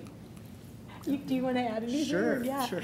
My name is Darvin Javier. I'm the chief of anesthesia at President's Mercy in Aurora, and have 4 children, and was working probably the only person I know that works harder than me is Ms. Griffin here, but I would be doing the 72-hour call shifts and that sort of thing, and working really hard, doing the daily grind. And then in February was diagnosed with Hodgkin's lymphoma. I had a 40-pound weight loss, and chronic cough that just wouldn't go away, and I would just ignore it. And then eventually had a lump on my neck, and then for a while we didn't know what it was. Turned out to be Hodgkin's lymphoma, which fortunately is one of the more treatable forms. After undergoing one of the more rigorous chemotherapies, the standard therapy is a 4-drug combination, one of which is known for causing severe nausea, hair loss, and that sort of thing. My care team was pretty amazed at how well I tolerated the chemotherapy in terms of having, fortunately, a good appetite and never losing most of my hair. And after gaining 40 pounds back, my oncologist said, okay, you can slow down there now, cowboy. So fortunately, I was one of the outliers in terms of how well I had tolerated the chemotherapy. But the vast majority of cancer patients are missing something that could really help them. And I knew that if I needed to explore that avenue, that it would be at considerable expense and effort, especially when you're undergoing chemotherapy, to travel to a venue that could take care of these kinds of patients. So I think Westmont really is as Tanya, as Ms. Griffin was trying to describe how Westmont is strategically positioned to really benefit from the western suburban population, the cancer center, your proximity to major highways. And so if anybody has specific questions for me from the patient point of view, I can stick around for a while. I wasn't planning on necessarily speaking tonight, so. Thank you. I think it makes sense because you have the packets in front of you. Maybe if I just quickly introduce Dr. Kathleen Burke, because I think one of the concerns that everyone might have, because I think because most people in this country obviously support medical marijuana. We know it helps patients. Our medical, our societies, everyone is in support of it. So I think where the concerns probably are lying with the council is that our concerns that our kids may have access, or our concerns that it's opening up drugs to Westmont. And I think that as a group, we're not only going to be very proactive about that, but I'm not sure that will bring drugs to Westmont. I think we may be able to do just the opposite, and I want to introduce Dr. Kathleen Burke. Thank you. Yeah. Thanks, Tanya. Good evening. Thank you for having me here. For the last 12 years of my career, my whole purpose has been to educate and to prevent drug abuse. And the reason that I'm involved in this project is because one of the barriers to good education and prevention are resources. There are no resources since the federal government dried up all the educational dollars for the program in the schools. And so the schools have been without any kind of educational program. They are not able to access good prevention methodologies within communities because there are no resources. We're looking at an opportunity to have a drug prevention program built into your community because of the resources that the state is requiring that the project put towards that. That's why I'm involved, because we have an opportunity to prevent use and abuse of cannabis, heroin. I'm more concerned about pain pills these days, I got to tell you, than anything else. And so I'd like you to put this in perspective to what it brings to the community. It is not a slippery slope. It does not bring children into the marketplace of marijuana. In fact, my experience and what the public health policies will show you is that when we started, had policies against access to cigarettes for kids, the use of cigarettes and the ability to gain went down. So smoking was reduced by kids. So policies make a difference. Policies change behavior. The system that the state put in place is meant to keep it regulated, to keep it completely inaccessible by children and any adults who want to use it recreationally. This is meant as another means of medical care for folks who need it. So I'd like you to think about that from a broader perspective rather than your perspective of what your history of understanding marijuana has been, because it's different. And I understand the police officer's concern. I've heard this conversation with the DEA. I've heard this conversation with all the officers that this is somehow going to increase the use of marijuana by our children. It's not. And in fact, I think there's a bigger issue. It's going to help them stop using what they're already using illegally because access will be reduced. You take the black market out of this process and you control it in a much bigger way. So I applaud you for considering this, and I would like to ask you to be on the front burner of doing something good for the community, but also funding good public education in drug prevention. So, thank you. Nice, good.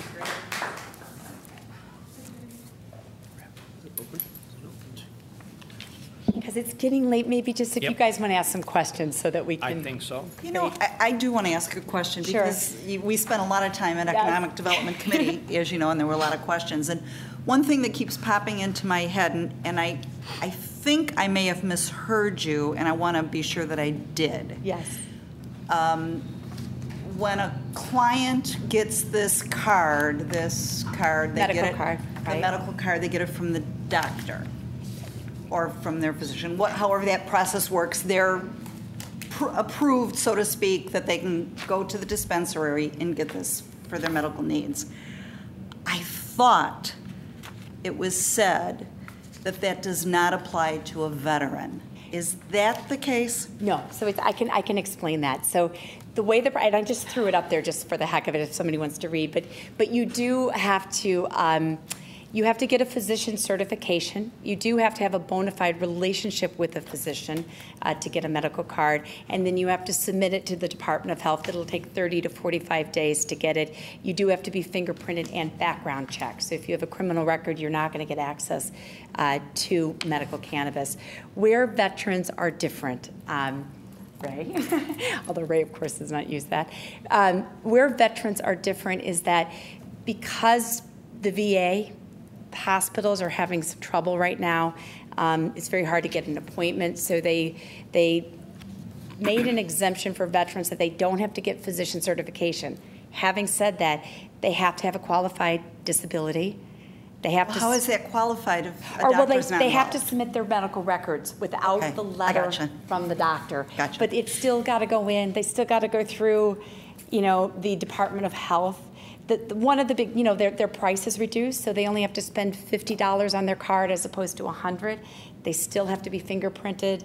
They still have to be background checked. So the only thing that has changed is they don't have to get the physician certification because those physicians are some employed by the federal government. There's a conflict there, and they're having some challenges getting patients through maybe that's changed. We just got the new, right? There's some new money coming that way, so maybe it's going to change. You say fingerprinted. What about those that are bedridden, either at home or in a home? Who picks up their... That's a great question. So the state of Illinois has allowed both patients and caregivers. So if you have a bedridden patient, and let's say it's my mom, I could help her get certification, and I could apply as her caregiver on her behalf. And then I could go pick up the medication on her behalf. I'm doing it only for her. I can't have multiple patients that I are caregivers for, but if you have someone that is connected with that individual who's bedridden, that's how it would work. You have a caregiver appointed. I would imagine nursing homes would probably have that's right. an appointed. But remember, it's not like a staff member can come over and get all the medication. So each patient has to have their own assigned caregiver, and only one caregiver can ever work with any one patient. And it is cash. So I should probably quickly tell you some good news about what we've accomplished in addition to this amazing team. So we have secured banking, and that's an enormously ginormous deal. So we'll be one of the few groups that has a bank that will take our money, because as you know, cannabis is a Schedule I drug. It's federally illegal, and we have some challenges in front of us. President Obama has produced the Cole memorandums, and so we are working. We are banking in Colorado, so we have a very good reputation across the country, and so that's part of the reason why the banks are willing to work with us to the exclusion of other groups.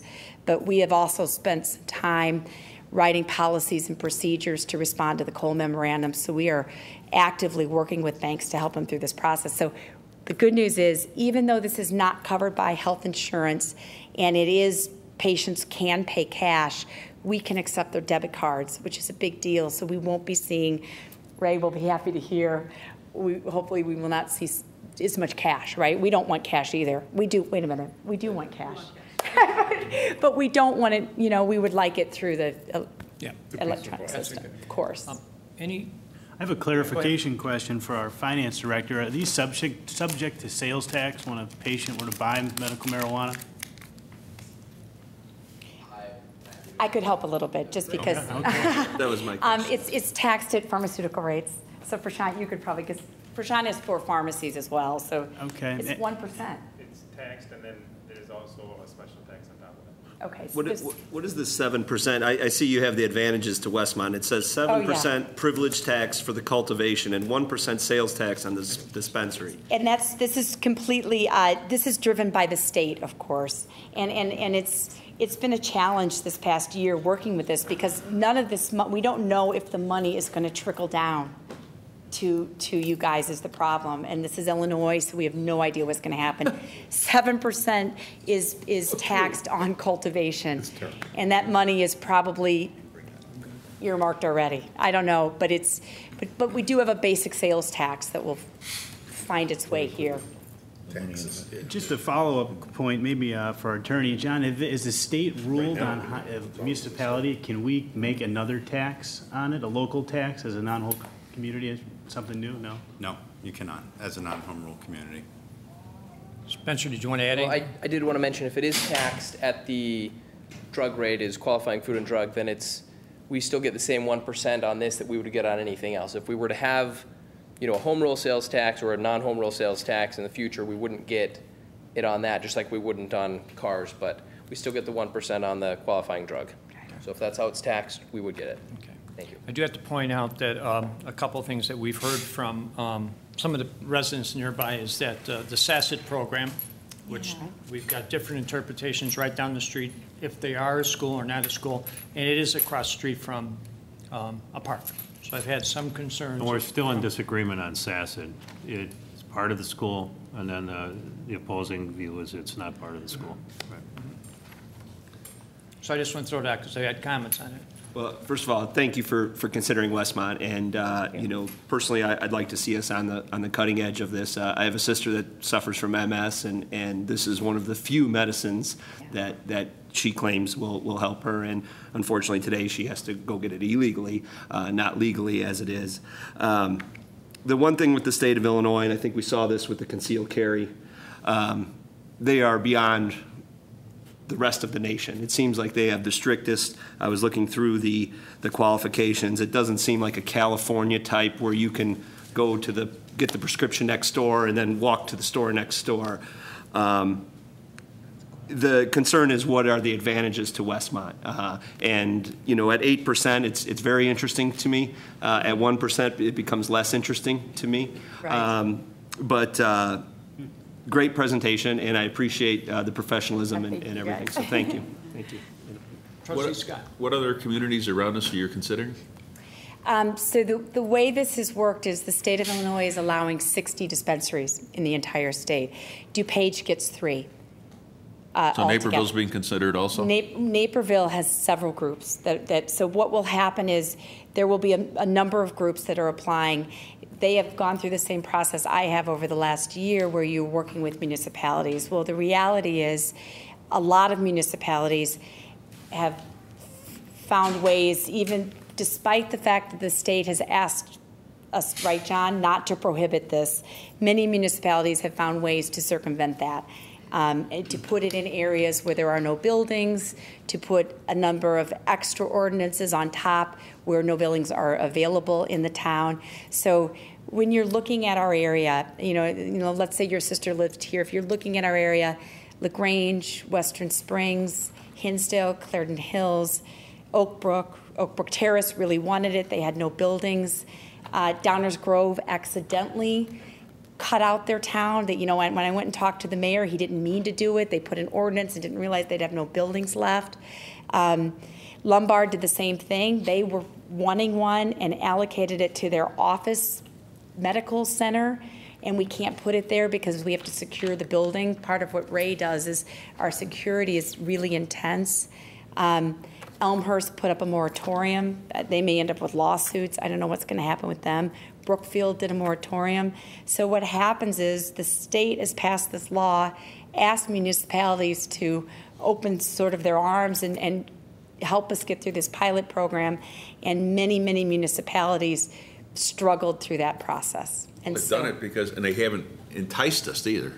Right. Well, I agree. Listen, I would love to. Here's where they did entice you.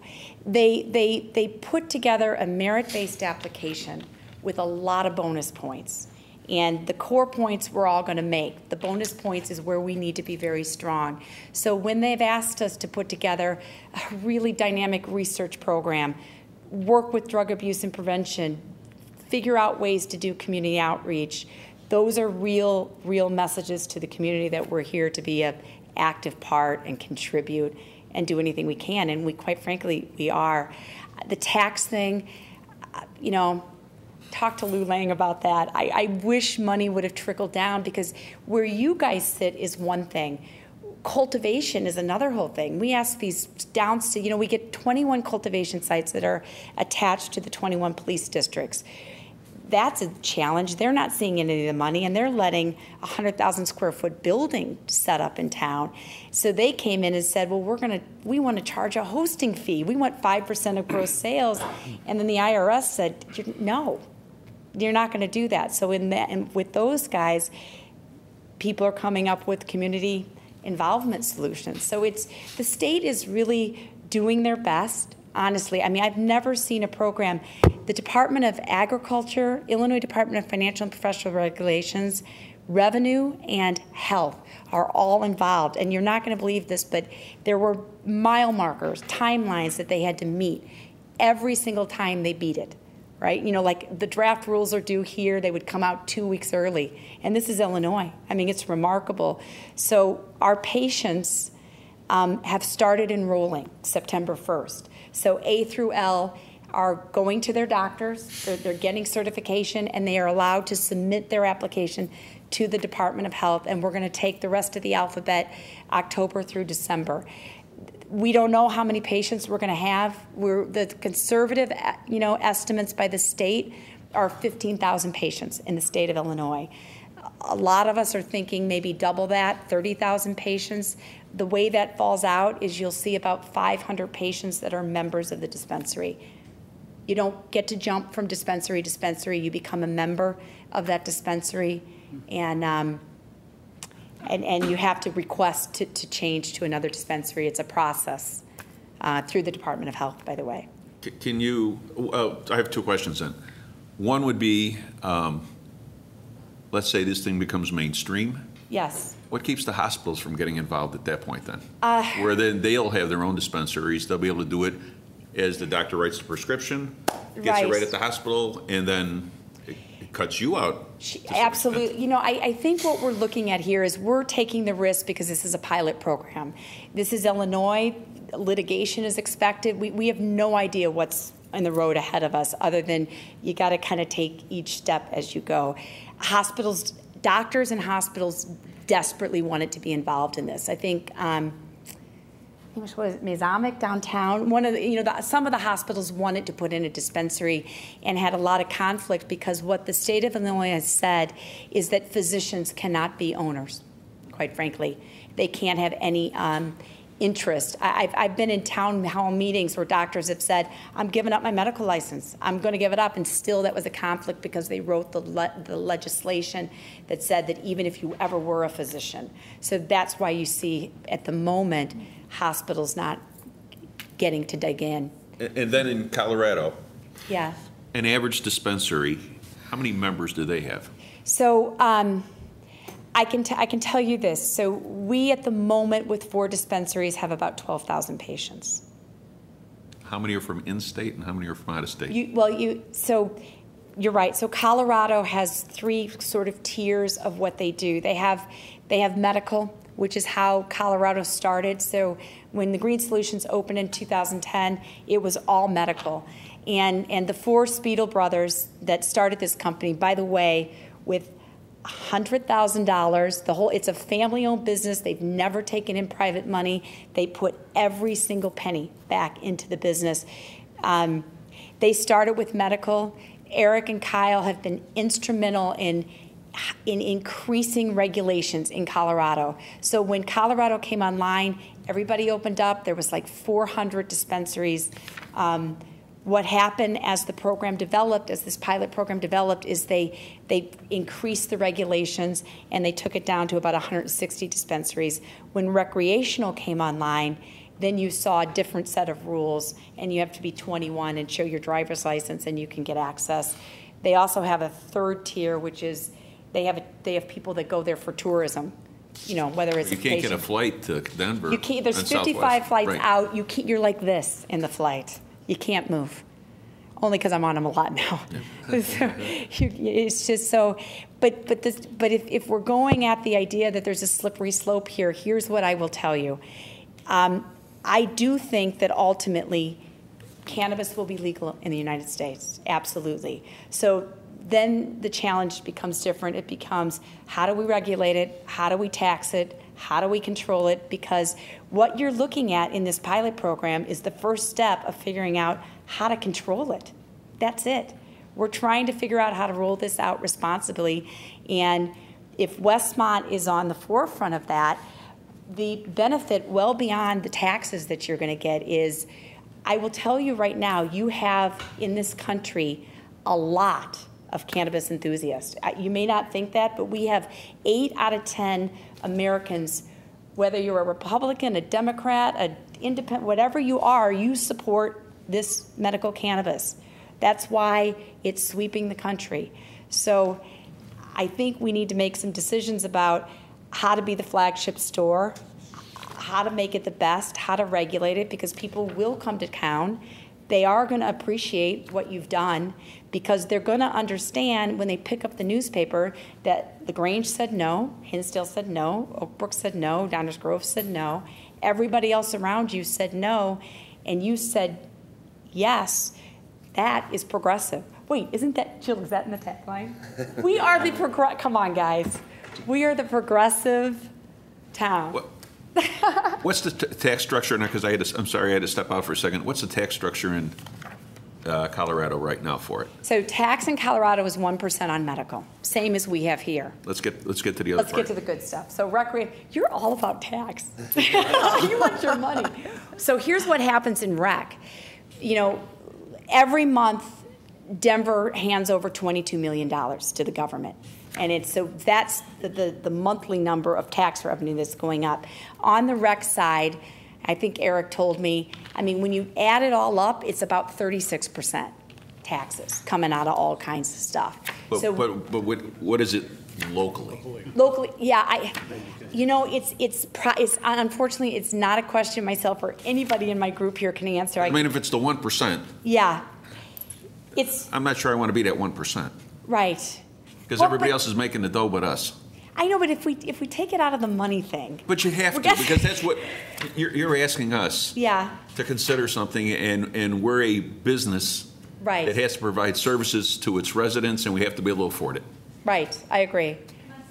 Yeah, I think one of the points you're missing is that the business itself is required to support a drug prevention program. So you're getting a drug prevention program that would cost you thousands of dollars to the schools, to the community. So that's a community resource that you don't have right now that is really important to put in place. We do. But a few thousands of dollars, whether it's $10,000, $20,000. Doesn't do anything for your community? Not in a $35 million budget that we deal with. That's a drop in the bucket. I hate to say it that way, but that's what it is. Are there taxes on the building? Do you pay? Ty does. Ty Warner pays some taxes on the building. There's property taxes, no matter if you move there or not. It's right. Right. Whether it stays empty, it's still property taxes. Yeah. The object we have to be is by being the first in the area. Right. Is the hit that you take from people that are not in favor of this. Right. It's like going through the old prohibition days. Right. You know, and that's exactly what this is. This is the 20s. Good point. Under a different guise, though. You're right. And we have to answer to the residents, and then to sit there and say, well, okay, if you got a developer now who wants to come in to downtown Westmont and redevelop, or wants to go up on the north side, south side, doesn't make any difference, and says, you know what, I'm just not comfortable with doing this in the town that made that decision. Where's the bigger loss? And the bigger loss is that an appearance. Now, 10 years down the line, this may not be a big deal. I remember when we did video gaming. Yeah. We tabled it because the state didn't have its act together and didn't know what was going on with it. Now we're kind of in that, and then what happened? We decided to go with it afterwards. Later on, once they got all the rules into effect. Can I have a clarification yes, too? Did you say that there's going to be 3 dispensaries allowed in DuPage County? Yes. So this would be one of 3. One of 3. So out of your company or out of total? Total. It's competitive. So there could be 10 applications, and they're going to select. Right, and then it's merit-based, so we may not get it. Even if you let us go through and apply to the state, another group in Naperville could get it over us. Absolutely. Those 3 could be gone before you ever even got your opportunity. Well, if you don't approve this tonight, we submit applications on the 22nd, then we don't go forward. So Westmont will not, this whole area will not have a medical cannabis dispensary. So a little different than the video gaming. If this ship sails, it's not something that you can table because they're going to have those 3 dispensaries are going to be filled at some point. And find somewhere. They will find. I would just make one comment, and that is what's before you is a special use request. And so all the questions, of course, are great, relevant questions, especially as to the income this is going to generate, et cetera. When it comes to a special use, the underlying inquiry, of course, and things that the courts look at is, will this use at this location have any particular adverse impacts versus some other location within the M zoning district?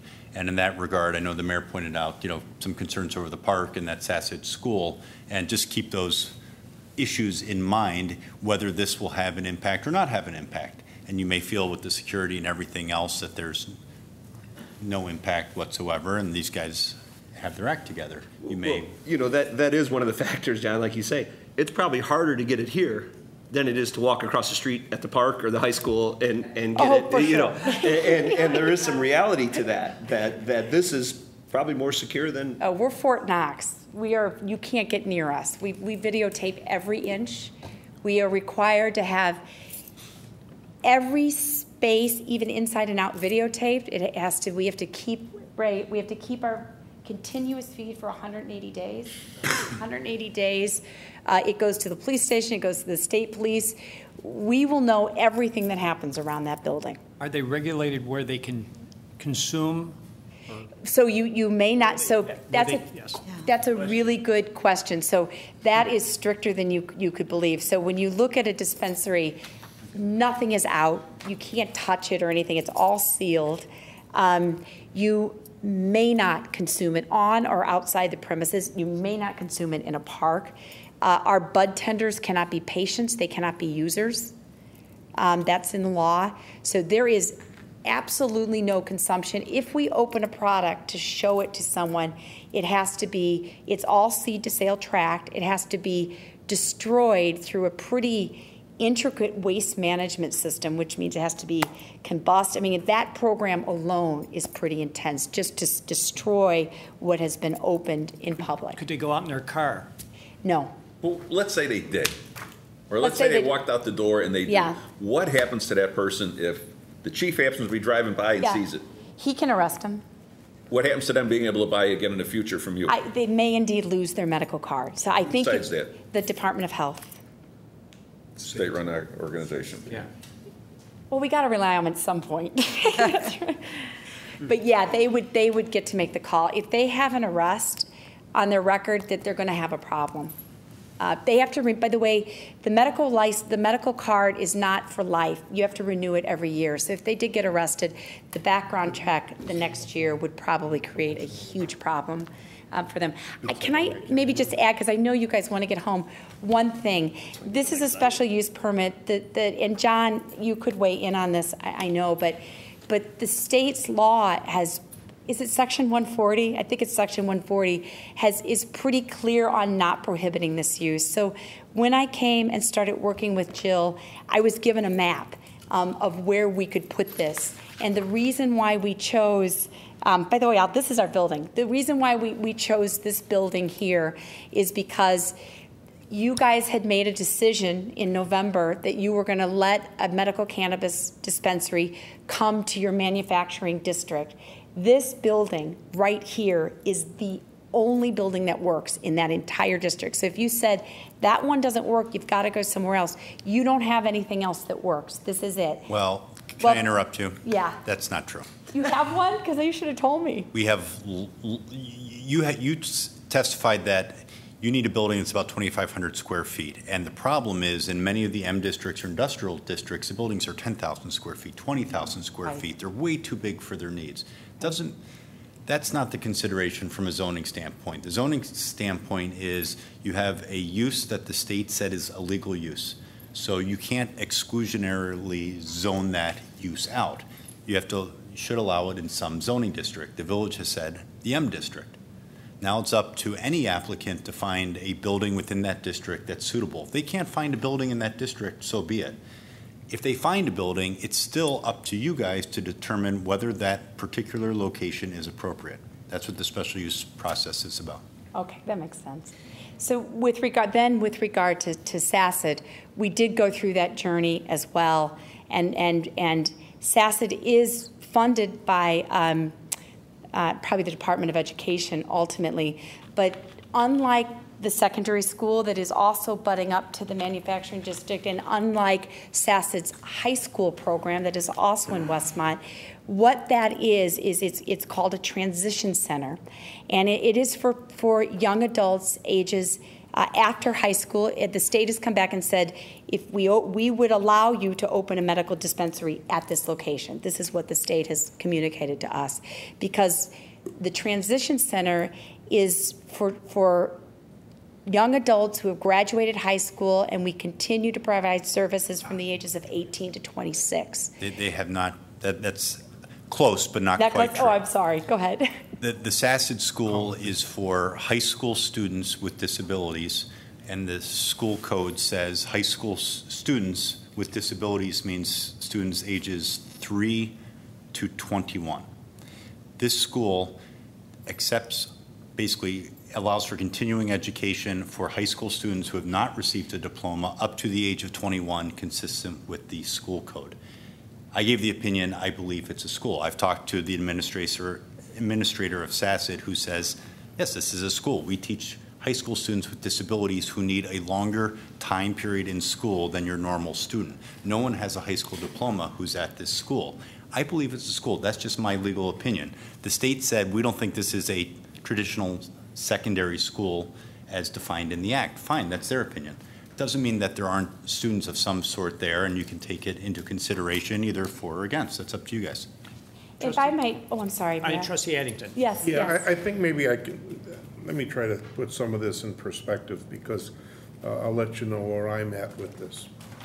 Several people on this board know that there's a guy I take care of in town. I am a caregiver, and I'm there every day. Yeah, He needs this, yeah. okay? I will not vote for it because of Sasset. I'm in the Lions Club. We support Sasset. We know what they do. We know the kids that are involved in it. It's a school. I'm sorry, we can argue Right. till midnight if we want to, but I agree with what John had said, and I know these kids, I've been with these kids. And as much as my friend needs this, I have to vote no. I just believe it's the wrong place. Do I want it in Westmont for the guy I take care of? Absolutely. Right. Not there. I think what we should consider, and maybe Patty could please come up and talk, because she's probably closer to this, but I really want you to understand that these are the very young adults that we are providing the medicine for. I have also met with Michael Volpe. I have also gone to the school. You know, we're losing perspective of what this medicine does for these people in pain. Patty, maybe you can kind of contribute here, because you're close to this Sasset. I mean, you're closer to this. Hi, thank you for letting me speak. I am a educator for cannabis, and the reason why I got into this is I have a family member that's going to be a patient, and I'm going to be a caregiver. And she would be the person that would be at that school that you're speaking of. And to have this, it's an alternative for me, for my child to be able to have access to this. And I've done everything possible allopathically, following my doctors, doing all the therapies, and nothing has helped her. She's been on over 35 medicines, and we have tried this, and it's absolutely amazing. And so I will die preaching this. I know the truth. I have nursing background, also mental health, and alcohol and drug abuse. So I'm an educated mother. I have 4 children. My youngest is 17, and my oldest is 26, and they also, you know, having this firsthand, having to experience this.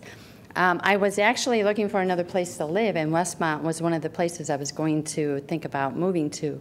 If you don't choose it, I will not choose this in this area. It's a beautiful area, and some of the comments that were made, you know, with your representatives, I thought you were more progressive, you know, with recycling and looking for sustainability and responsibility and transparency. The organizations, I'm very, very involved, because as a mother and having to have access to this, I don't want to be arrested to, you know, try to treat my child. Yet I can go to the pharmacy, I can get all her opiates and everything else. I don't have to have her fingerprinted and background check. I think it's a disgrace to be treated like we're criminals. I'm just trying to get her better, help her. I don't know how far she'll get, but I'm not going to stop. And I sure hope you take into consideration the list of ailments. I don't know if you know anybody that might have anything on that list. And then if you, just for, when you're by yourself, this list back here, the medicine that you access, it's not all THC, it's not psychoactivity. Although with my daughter, she's going to do both. She's going to do, like in the morning, just the non-psychoactivity because I want her to be alert and just, comfortable. More towards the afternoon, a low THC to pick up her spirits because she's depressed. She's stuck in her body. And do you have any questions? I mean, I have a lot of things going on in my mind, and I'll try not to babble on about them. But we all know who the doctors are. They're out there. Fibromyalgia, residual limb pain, post-concussion syndrome. There are doctors, we know they exist, that will diagnose things just on an office visit. That concerns me. I have firsthand information from a dear friend who went through a stem cell transplant. It was horrendous. It didn't work. This did not work for her. And this was at Northwestern Hospital in the city. It didn't work for her. It doesn't work for everybody. I think, like anything, there's going to always be somebody that's going to figure out a way to beat this system. So now I go to the doctor and I've got aches and pains, and fibromyalgia is very real. I know people with it. It's very real and it's very debilitating, but it can be faked too. I know it. I know it can. You read about it. So I worry about the people like that. And my biggest concern is SACID, because that is a school. I don't care what the state says. The state gets so many things wrong, and I think this is just one more thing. I'm going to clarify what the difference for the school is, because I understand that. Because Robert Crown Center was a school that taught, but we were not considered under the legality. It's not good. I can't change my mind, but I certainly want to hear your opinion. But what I want to ask you is what you're afraid of being close to this, since children can't purchase it. What's the fear? It's not like guns, where if you had a gun store down the street, someone could purchase it and potentially hurt someone. That's what I want to know. What's the fear here? I don't know the fear either, and actually, it's a great use for people who need it. The problem is the state set a rule saying this use should not be within 1,000 feet of a school, a primary, secondary day care, whatever. As so I'd defined ask by you, the School who's Act. helped draft the regulations, why is that limitation in there? Because they're defining the School Act, okay? So the School Act defines what a school is. But if there's no fear, why wouldn't they just say put it next to a school? Well, no, of course there's anyone, because they wouldn't have got it passed in Illinois, okay? Let's be realistic, okay? They're not going to get it passed when there are children in the vicinity. What I'm saying to you is that it's an unrealistic fear that someone's going to be, it's the same with methadone clinics, all right? They put methadone clinic in under-resourced communities, and what they did is they put it in a community where there was an underlying problem with substances being sold. You're not telling me that there's an underlying problem with dealers hanging out by SACID, are you? Well, no, we're telling you that our attorney interpreted that SACID is a school, and it doesn't meet the state's requirements. You asked us what the fear is, and we're saying that our attorney, in his legal opinion, says that SACID is a school. But it doesn't meet, it's not considered a school in the states. In the eyes of the state. Right. And that's what's According concerning to me. I mean, when I look at this state, well, we're starting to get. It's Illinois, so I do worry about. I think, if the state says it's not a school, I They were very appreciate clear. your opinion on it. But if the state is saying it's not a school, I'm way more concerned about the temporary labor that we have, 5 doors away from Manning and what hangs out there. I mean, I am 10 times more concerned about that. And if somebody wants it, they're going to find it on the street much easier than going over there to get it from them. You could probably not walk very far from here and get it. Mayor, I think we could spend another 6 hours on this. I think at some point we call the question and. Can we make a motion to postpone? We are, No, we can't because she doesn't have the time. Well, yeah, if you do that, you are prohibiting, quite frankly. Can I just add one more thing? When do you have to submit your application? The 22nd? The 22nd of September. So the next I leave meeting for would- Denver first thing in the morning. We are. Would be the 8th. With the 18th, we have a So meeting. remember, you need to fill out, if you allow us to go forth with this process, you will be filling out a form that says that you're not prohibiting it in here in Westmont. Please keep in mind just to finalize that the issues with the school, the state of Illinois was extremely clear. They looked at every other state that has done this. When they adopted the language with regard to schools, they were clear. They said home daycare, primary, elementary, secondary. They did it for a reason. Other states have defined schools in different ways. Some states have said technical schools in there. Everyone has been this is legal language. They were very clear. I could open next door to a tutoring center, to Kuman. Those questions have been asked. So the state, if we are just saying here, we don't want to prohibit this, we don't think it's bad, the state of Illinois are going to do their due diligence, and they have looked at this closely. And those young adults there are the very people we are trying to help, period. There will be no loitering. There will be no signage. You will not even see a sign on that building. You're going to see white stencil on that door. That's it. Traffic, we are open from 9 to 7. We will not get in. Anybody coming, however few they are not going to get in the way of those buses coming in and dropping off those children. If indeed 4th of July comes, we will agree not to open if that causes any additional traffic, even though I don't expect tons. So we are absolutely here to be good neighbors. We are not going to be obvious about what we do. When you walk into that room, you go into a open little corridor. You can't get into the main body of the dispensary without that medical card. It is high security. Ray, you could probably, not because we don't want to keep anybody, but you've been working on security. He's been in Denver for 3 days, and they've been working on the security. It's Fort Knox. I mean, how intense are we? Absolutely. Good evening. My name is Ray Serrato. Thank you for hearing us out today. Just wanted to let you know, if you give me just a minute, my background is my undergrad degree is in public safety management, which is a criminal justice background. I have currently about to finish my master's degree in public administration with the concentration in public safety also. As Tanya mentioned earlier before, I served in the Marine Corps for 4 years honorably, fought in Iraq for a year. I've taken on their security operations for this project here in Illinois for TGS and S-Type Armor, which is what our security company would be called. I can let you know right now that the regulations here in Illinois are far more stringent than the ones in Denver or in Colorado.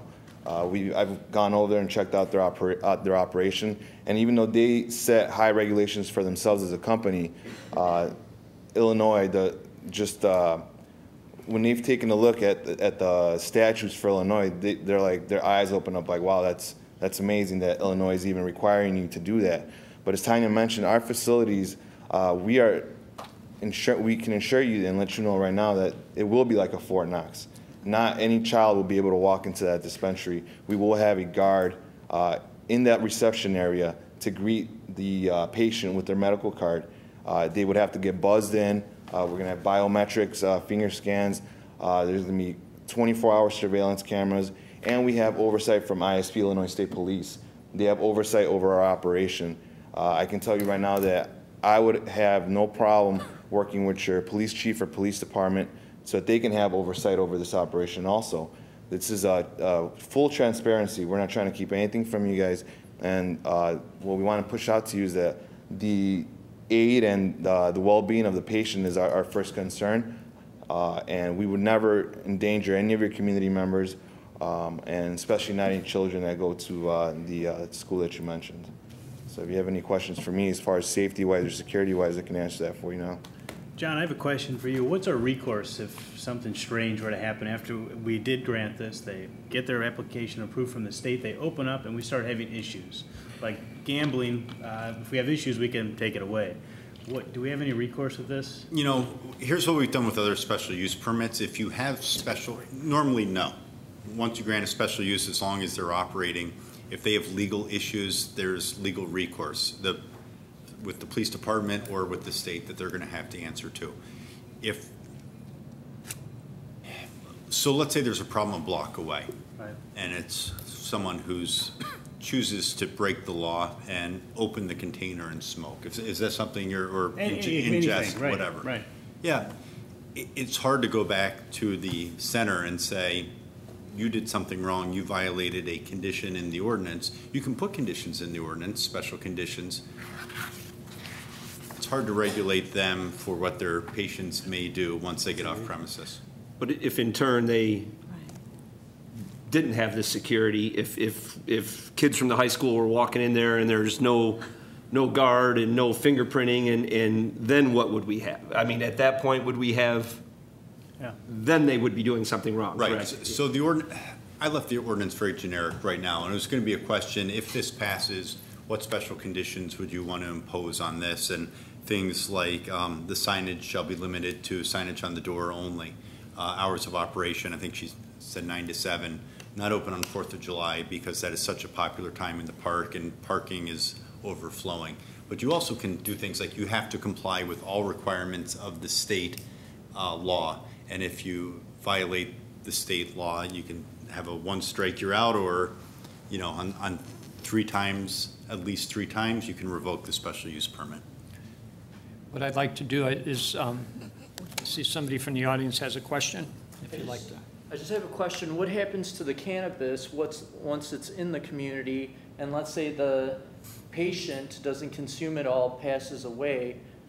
Is there a program to pick it up? Because we're having, you know, medicine picked up that's old and so on. You need to identify yourself. Yeah, Mike, tell us your... Michael Euler, Westmont, Illinois. Thank you. There is a program. I don't know the depth of it because I know we're writing our response to that or how we'll deal with it. But the Department of Health has identified what happens if a patient passed away. And I don't know how proactive they're going to be, but there is rules. I have to look. John, have you read them? There are rules. They have covered this, and this is not designed to have, you know, medical cannabis. I think you've got help behind you. Oh, hey. Dan just made, that's my husband, by the way. Dan just made a good point. You know, of course, the amounts that you can buy are very limited as well. That's a great point. So it's not like you're going to have a pound of marijuana laying around. You know, you can only get 2.5 ounces, you know, period. In what time frame? How often? Every 2 weeks. Every 2 weeks? Yeah, that's the maximum that you can get. To give you some perspective, you can get 2 ounces a day in Denver on medical. So we are very restrictive here, quite frankly. Wow. I'll say. Any other questions from the trustee? Anybody else wants to add anything? Chief? So I have like 3 comments. The good news is for the patients that there's going to be 3 dispensaries in DuPage County at some point. There is no benefit to the community financially, and there is a school up there. I think just to clarify from their point, the benefit's not directly cash. It would come for the, and the problem is in your proposal, we don't know what that means other than you have to do it. Well, we want to do it too, but. Well, but I mean, as far as there's no quantitative, like. I guess one comment I could make to that is if you allowed Dr. Patel to bring a pharmacy into town, I'm not sure we'd be going through this. This is good for the community. It's good for patients. We are going to be extremely good neighbors. I mean, maybe there's not a huge amount of money flowing into the community, but it's as much as it's as much as your pharmacy would give. It's as much as the hair salon would give, you know, or more. It's going to be more than that. So I know that the state has not funneled money back into the municipalities, and that's caused huge challenges. But we've got to remember that this is the Compassionate Use of Medical Cannabis Care Act. It is there to help sick patients. If you don't allow it, if you are going to the cancer center up the street, now you have to drive to Naperville, or you got to go to Berwyn or Maywood or Schaumburg to get your medicine. So I think we've got issues of in our minds that this is a really bad thing. This is good. We're trying to do good things for people. This is not a bad thing. You never have to allow recreational cannabis. There's no loosening of the rules. When we go to the municipalities with the state behind us, it's with these rules, and we have to follow them. When we register, you can't go away from that because we have huge penalties from the state. There's we have to put a $2 million surety bond aside on cultivation, and they take $1 million. They take money at every stage if you don't comply. We will go above and beyond what the state has asked us to do. If we get hung up on the fact that the Sasset Transition Center is there, we can exclude this use in every town. Every town can do this. Many towns have done this. So I'm asking you to look at this as adding benefit to your community, helping the residents in your community, and quite frankly, helping the residents in Clarendon Hills, Hinsdale, my town, Western Springs, Downers Grove. And these are not bad people. These are patients. We would... And just a clarification, why I am going to vote for it. There is advantages to the community. There is. You know, there's the 1% sales tax. There's those people eating at our restaurants, buying our fuel, and traveling the auto mile. So there's an advantage, just like any other time we would open a new business in Westmont. We've dealt with this with dance studios. We've dealt with it other ways. So anytime we're bringing people into the community, that's an advantage to Westmont. There's also an advantage that if we're on the cutting edge of this, you know, we've been in the news lately on a couple issues. You know, if we're on the cutting edge of something positive for sick people, Jim's friend, my sister, and they come to Westmont, and that looks like a positive image, and Channel 5 and Channel 7 are out here tomorrow morning saying, look what Westmont did. There's advantages, and there's, you know, any advertisement's good advertisement. But again, I just wanted to clarify that point. When you say there's no advantage to the village, I don't follow that same guideline. You know, because as Spencer said, we get the 1%. If this is one of three, that 1% could be quite a bit. Yep. You know, that's right. And so again, those are, I want the public to know where I stand with it, and I think we should move along here. I think, contrary to a couple comments that I was going to take offense with, but we are being transparent, or else we wouldn't be sitting here for 2 hours discussing this. And you could tell it's a tough decision because we all realize there's an important thing for a lot of people in our community and surrounding communities. So, contrary to the lady who doesn't want to move to Westmont if we don't pass this. She wants to move to Westmont. I would hope to think that we're not like those other communities. We did open up, and we opened our minds to listen to you. And I know I've heard this several times, and it's a very tough decision based on a lot of factors. So, any other comments, questions? I'm going to ask what the motion was. It was to approve as presented. That was made by Trustee Berry and seconded by Trustee Addington. Okay. Seeing no other questions? Comments? Comments. One last comment? Yeah, might as well. You can get a comment in. Throw your 2 cents. 4 cents. The police department's going to have a, when is the drop-off for the medicine? September 27th. Okay, September 27th. I would dare say there's a whole lot more worse drugs in the community in almost every household right now than there is with what we'll be dealing with here. And it's a whole lot easier to get it on the street if you want it. Less overhead, too. Well, less overhead. We have how many pharmacies in town? Oh, we don't worry about those. That are a whole lot easier to get into. That there's no bars, there's no locked doors, there's no security guard. And items of all sorts of drugs that are much, much worse. And we're worrying about medical marijuana that's meant to help people of all different ages and sexes and maladies, whatever they have, and we're worried about it. When the truth is, as soon as the state gets involved with it, you know it's the future. Well, the state's in desperate times. They need But money. I understand that, but that doesn't mean that it's gonna stop. I again say this is just like the 20s with alcohol. Yeah. Well, And it's gonna It's be. a great analogy because it's And exactly that's what it is. And so at that point there, do we say no to the people who do need help? Are we progressive? Aren't we progressive? I'm torn on this. There's no doubt about it. But sure, would I like to see us getting 5%? Absolutely. Okay? But because it's for Governor Quinn. because that's what our job is, to make sure we can Agreed. provide those services. But, you Okay? know, and there's going to come the time probably with the state, it'll be just like our shared sales tax revenue. They'll be tossing around, taking it away, just like they do our sales tax. You're right. I'm not worried about the safety factor.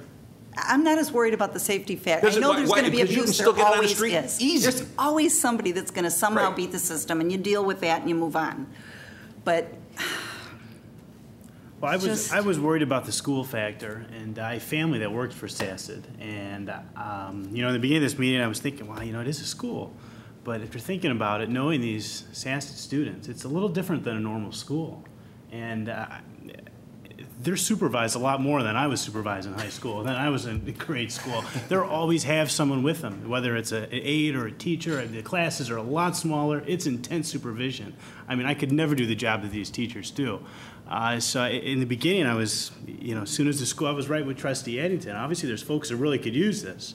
But the more you think of it, the school, to me, I tend to agree with the state, Mayor, is it's a different type of situation, different type of supervision than what would be at any of other schools of ours. So I just wanted to share that with everybody. And one last thing to just No, it's piggyback still open with what comments, Trustee yes. Scott said, and also what the lady from Robert Crown. And if anyone has seen the heroin presentation, you know, pills from grandma, from whatever today is the problem. That and as Bob said, everyone has access to that. Yeah. And again, Chief, I know the heroin presentation was very eye-opening to me to see, and then knowing people that share pills and do this just so readily. You have a headache, take this. Again, this is so regulated. It's actually probably harder to get beer. It's harder to get this than it would be beer for sure. You know, I mean, so again, just to piggyback what Trustee Scott said. It's a tough one. it's very tough. No additional comments. I will ask for a roll call, please. Trustee Barry. Yes. Trustee Addington. No. Trustee Scott. Yes. Trustee Barker. No. Trustee Nero. Yes. Trustee Seneca. No. Mayor And I'm Ryan. going to have to vote no. I have to go with the attorney.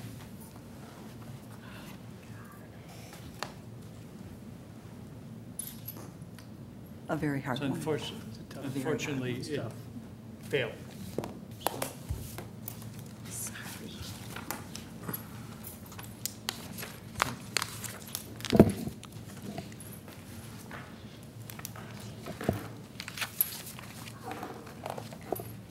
Thank you, guys. Thank you. Very much. Thank you. Thank you. New business F, temporary moratorium extension. Board to consider an ordinance extending the temporary moratorium on development in the area commonly known as Northeast Acres. Motion, Acting Addington to approve? Oh, you're not, yeah. Oh, we could- Might as well hear about Go it ahead. first. He wants to get out. I want this passed because it's my area. Well, you want it? That's what you said? We don't want any building. That's right. Acting Manager May, would you like to, you want a second to that? Second. Chief, second, and motion been made and second on the question. I think, knowing, two things with this item. One is we're calling it a moratorium. It's not a moratorium as far as it's forbidden. It's a moratorium in that the certain lot coverage requirements are more restrictive, and it requires different parameters to require variances, and it has to come before you. We do have that green infrastructure study in place as well that we're waiting on. Those results that we'll have later this year, I expect. And the way this is written, even though we review it annually, this is written so that it's end of the calendar year of 2015. So this doesn't, the renewal does not keep coming up in construction season. It'll be in the middle of winter. So those Makes are more sense. one significant change with this year. There's been a motion made and seconded to approve it on the question. Anybody from the audience? Seeing none, roll call, please. Trustee Addington. Yes. Trustee Nero. Yes. Trustee Barker. Yes. Trustee Scott. Yes. Trustee Barry. Yes. Trustee Seneca. Yes. New business G, perimeter safety fence text. I say that right. Perimeter. Perimeter. Why am I tell you, it's been a long night. Perimeter. We've only been here 4 hours. Safety fence text amendment. It's only been 4 hours. To consider an ordinance approving a text amendment to the that's a new type of safety fence. To the municipal code to require perimeter safety fences during duration of permitted construction. Village Manager Ziegler. Thank you, Mayor. In January 2014, the Building and Zoning Committee discussed updating our requirements for construction sites to have 6-foot chain link perimeter fencing with locking gates rather than snow fencing. These act more securely and they act as more of a deterrent to trespassing. As you've seen in the community, we've been very happy with how they've been put up. This was passed in February, but inadvertently left out language regarding the length of time that the fence should remain. Trustee Barry was in the community and happened to notice that a site was left open, so they put up the fence and then took it down early. And so we added language back in to add during the duration of construction. Do I have a motion? Motion approved, Scott. Second. Motion been made and seconded. We're ready now. As presented on the question. Just one, I guess, clarification. When you say the duration of construction, sometimes a house is built, kind of grading's done, and then it can still take 2-3 months before they finish some of the interior work, even though the house is secured. And I don't know if there's any further limitations that are needed, or basically you're saying until the house is 100% done, you've got to keep the fence up. I think that the issue is more, yeah, exterior construction and site work. Okay. Because the concern was the issue was that they basically finished construction, but we're still doing the exterior, and they left the ladders up during Taste of Westmont, which was just, and so it really wasn't doing the purpose we set out to do, to make the construction site safer and keep the children off. So I don't know if we do it on an occupancy, or is that too long, Steve, you think, on the occupancy? I think just until the site's safe, right? So that'll be close to the same period of time, but so once the guy's got to go in and construction's done and the site work is completed, it should be, yeah. That was our intention. I mean, it's You know what happens in some cases. Sometimes that can drag on. The fence has to come down to do the or they don't final finish the landscape. bathroom, you Right. take The the site work, tile and so stuff like that. you can't really tie But to if you have the occupancy. fencing all up, then how do you take people into town? Or you can't finish the landscaping. Any other comments? No, so I don't know if you want that clarified, just so staff has direction to say, the fence shall remain in place during construction through exterior work and commencement Maybe of just site work. exterior or completion, because then you have to take the fence down to do some of the site work, so. Would that include the grass? Because when the fence comes down and it's just mud, that's no good. When you take that away and we get rain or something, if somebody's just off the sidewalk, would that include? Well, I don't think that little silt fencing thing that we do can go down and tell that it's sodded, right? That's a good point. Until there's a stand of grass. Yeah. Right. Yeah. I was to you, Steve. Well, the question is, what do you want? Well, again, I don't know when then you can call it through until fine grading is completed. Well, they have to, I don't know how to define it is hard. I understand the intent, but. Thanks, John. Let's tie it to the exterior building construction and not the site work. Are you worried about landscape construction equipment on site? I think in general, we're worried about equipment on site. If a kid can climb on a tractor at night, and there's nothing to secure it, and I think that was my concern from day one on it. Yeah, so maybe we should just say until fine grading is complete, and then we just understand that they have to take the fence down to do the fine grading. Right. That's usually completed in a day or anyways, right? You completed the same day. That makes sense. That works. Okay. Okay. So during construction until fine grading is completed. Right. I'll just clarify that in the ordinance if everyone's all right with that, so staff has some clear standards and direction. All right. Yes, sir. That's good. So the motion is going to include adjustments. Right. Okay. Any other questions or comments? Roll call, please. Trustee Scott. Yes. Trustee Berry. Yes. Trustee Addington. Yes. Trustee Seneca. Yes. Trustee Nero. Yes. Trustee Barker. Yes. Okay. H, compensation study. Board to consider an ordinance approving a contract with Gov HR USA LLC to conduct a classification and compensation study. Human Resource Director Crane. Thank you, Mayor. The classification and compensation study was discussed and approved by the village board during the 2014-15 budget process, and staff recommends approval of this item. Are there any questions? I think it's, just passed. Nope, I just stayed for that. Yeah. Do I have a motion? Motion to approve, Barry. Second, Nero. Motion made and second. Comments, questions? Seeing none, roll call, please. Trustee Berry. Yes. Trustee Scott. Yes. Trustee Barker. Yes. Trustee Addington. Yes. Trustee Seneca. Yes. Trustee Nero. Yes. We can finally get that going. Thank you. There's another one. Yes. Hiring freeze, Municipal Service Department. Board to consider a motion to temporarily lift the hiring freeze for the sole purpose of hiring one part-time administrative assistant for the Municipal Service Department. Human Resource Director Crane. Thank you. And this item also was discussed and approved during the 2014-15 budget process. And this position will provide additional counter service during peak service times and during low staffing periods in the Municipal Services Department. And staff recommends approval of this item. Are there any questions? Well, do I have a motion? So move, Seneca. Second, Addington. Motion been made and seconded. On the question, I have one. What I'd like the board to consider, and maybe on a future agenda, is when we have a position we've approved in the budget.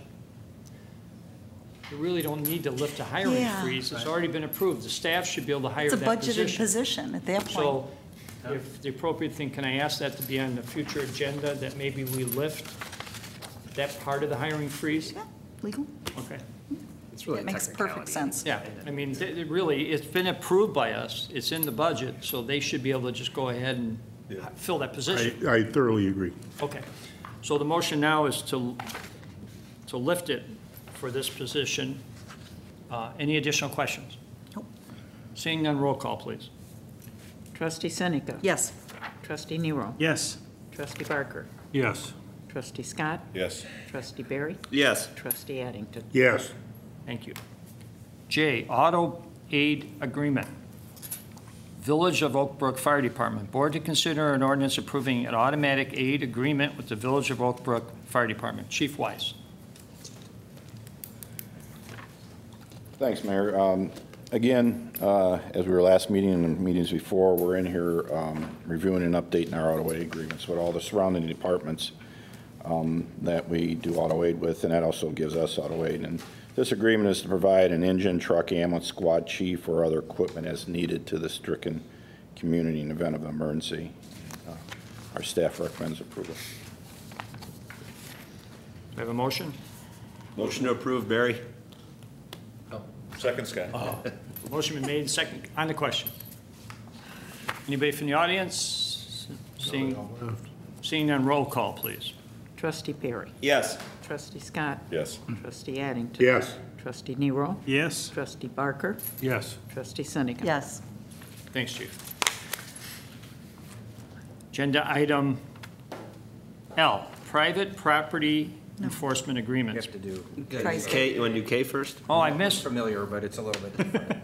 Oh, auto aid, you know what, I'm going to keep, auto aid agreement, Tri-State Fire Protection District. Board to consider ordinance approving an automatic aid agreement with the Tri-State Fire Protection District. Chief Weiss. And Mayor, again, the same with this agreement. We want to provide auto aid engine, truck, AMA squad, chief, or other equipment as needed by the stricken community in event of emergency. Thank you. Do I have a motion? Motion to approve, Barry. Second, Scott. Motion made and second on the question. Roll call, please. Trustee Barry. Yes. Trustee Addington. Yes. Trustee Scott. Yes. Trustee Barker. Yes. Trustee Nero. Yes. Trustee Seneca. Yes. Thank you. L, private property enforcement agreements. Board to consider an ordinance authorizing the issuance of private property traffic and parking enforcement agreements. Chief Mulhern. Good evening, Mayor. To address numerous requests from private property owners to enforce parking and/or traffic violations on private property, the village must enter into an agreement with each individual property owner in order to issue those citations. Agreements will be filed and recorded with the county recorder's office. A $50 filing fee will be paid by the property owner to the village. Only certain types of property, private properties are eligible, and the police chief, we're asking the board for permission. The chief is authorized to review and approve these agreements. Staff recommends their approval of this agenda item. One of the things we're asking the board to do is approve this process. When it says parking agreements, in a parking agreement with each individual property owner, if the property owner were to come to the village or the police department seeking us to enforce parking and/or traffic regulations on their private property, we would need an agreement to do so. The agreement would then be filed with the DuPage County Recorder's Office. There's a fee, a $40 fee, and $1 per page. So we're figuring the $50 would cover all our services and any fees that we would have to pay. Again, the property owners would have to reach out to us. We're asking the board to allow the chief and/or my designee to authorize the execution of these agreements. It could go up to the mayor, village manager, or the mayor. We feel that the chief would have the authority and have the best determination to make at that time. The signs would be posted by the property owner. It'd be their requirement to post any all required legal signs. And before we would do any type of an agreement or enforcement, we would ensure that those signs have been legally and properly posted, certain heights, certain ages, or dimensions. The size is correct and the height is correct. Also, the contracts would be good for 20 years. However, a shopping center or apartment complex, no lessee of a shopping center or apartment complex shall enter into such agreement for a longer period of time than the length of the lease of their property. So if Jewel asks us to do this and their lease is only good for 2 years, it would not be a 20-year agreement. And one other thing is also we're asking the board to amend our ordinances, section 78-302, 3C, to allow for addition to the language of on private property without the person cannot park on private property without the consent of the owner of such property. I'm told that this is for people who have signs that would say parking in this space only for apartment 3C. Currently, we don't enforce that because it's not in the ordinance. With this addition to the ordinance, we would be able to enforce that type of violation. Have a motion. So moved, Seneca. Second, Parker. So, no, comments, Yeah. questions. I guess I don't quite understand exactly. I understand I had a vehicle abandoned at my business one time. And I remember the police said, we can't do anything about it because you don't have an agreement with a towing company. And I remember I was just shocked that somebody could drop a vehicle and I was responsible for it. Abandoned vehicles is something different. Abandoned vehicles is if we tag it, we tow it, it used to be destroyed. That's why, and now it's the property owner that has to have postage. You see these all over the place. Unauthorized vehicles will be towed by ABC Towing Company, and it's a property owner's responsibility to have those vehicles removed, not us. So does that change, let's say it's not an abandoned vehicle, say it's a plated vehicle, somebody drops it at my business, I can call you guys or does that still remain the same that I have to have that contract? If you're going to have it removed, you have to remove it. We will not remove it. It has to be removed, and you have to have a contract with a private removal company. You have to have it by a relocator. There's licensing requirements by the state for that as well. That's why you have to enter that agreement. You just can't tow it, or we will not come and tow it. We just continued that practice. It's on the property owners. Okay. So I guess to give me an example of how this would work, right? Is that what we're looking? I think my question might end up being an example. Private property, let's say a private strip mall, let's say. Yes. Or the Jewelette, privately owned. Yes. Right now, because it's privately owned. If I'm parked in a handicapped slot and I don't have a handicap placard, you can't ticket me because it's private property, correct? I think you can because. I can't because of the handicap. It's a handicap. Yeah. However, if you're parked. Okay, let me give you a different example If then. you, Well, the stop sign in the parking lot. Let's, you can't get let a me give you a ticket. different. Correct. I go through, Correct. I go through every day and I blow the stop Correct. sign. We You cannot, can't ticket we me. cannot enforce traffic laws on private property Probably unless maybe. there's an agreement. So So- Jewel would have to agree, and on the agreement, there's a mark. You want us to do parking and traffic. So- on the stop signs, yes. So a traffic I try violation, to- not necessarily a parking. All the stop signs in front of Jewel, I decided, to heck with this, I'm not stopping, and I below each and every one of them. We don't have an agreement, then we really can't. Right, okay. The So, only thing, however, there are certain laws on private property, driving while intoxicated. Got the fire lanes? Yes, speeding, right. fire lanes? No, speeding, no, Not because speeding? that's a traffic So- law. So if Jewel and, you know, all the, if all these, if there's a big interest in making these agreements, does this mean then we have to patrol those lots? We would normally. We would, Right. so even though we don't ticket in there, we already patrol them? Yeah, sure. Okay.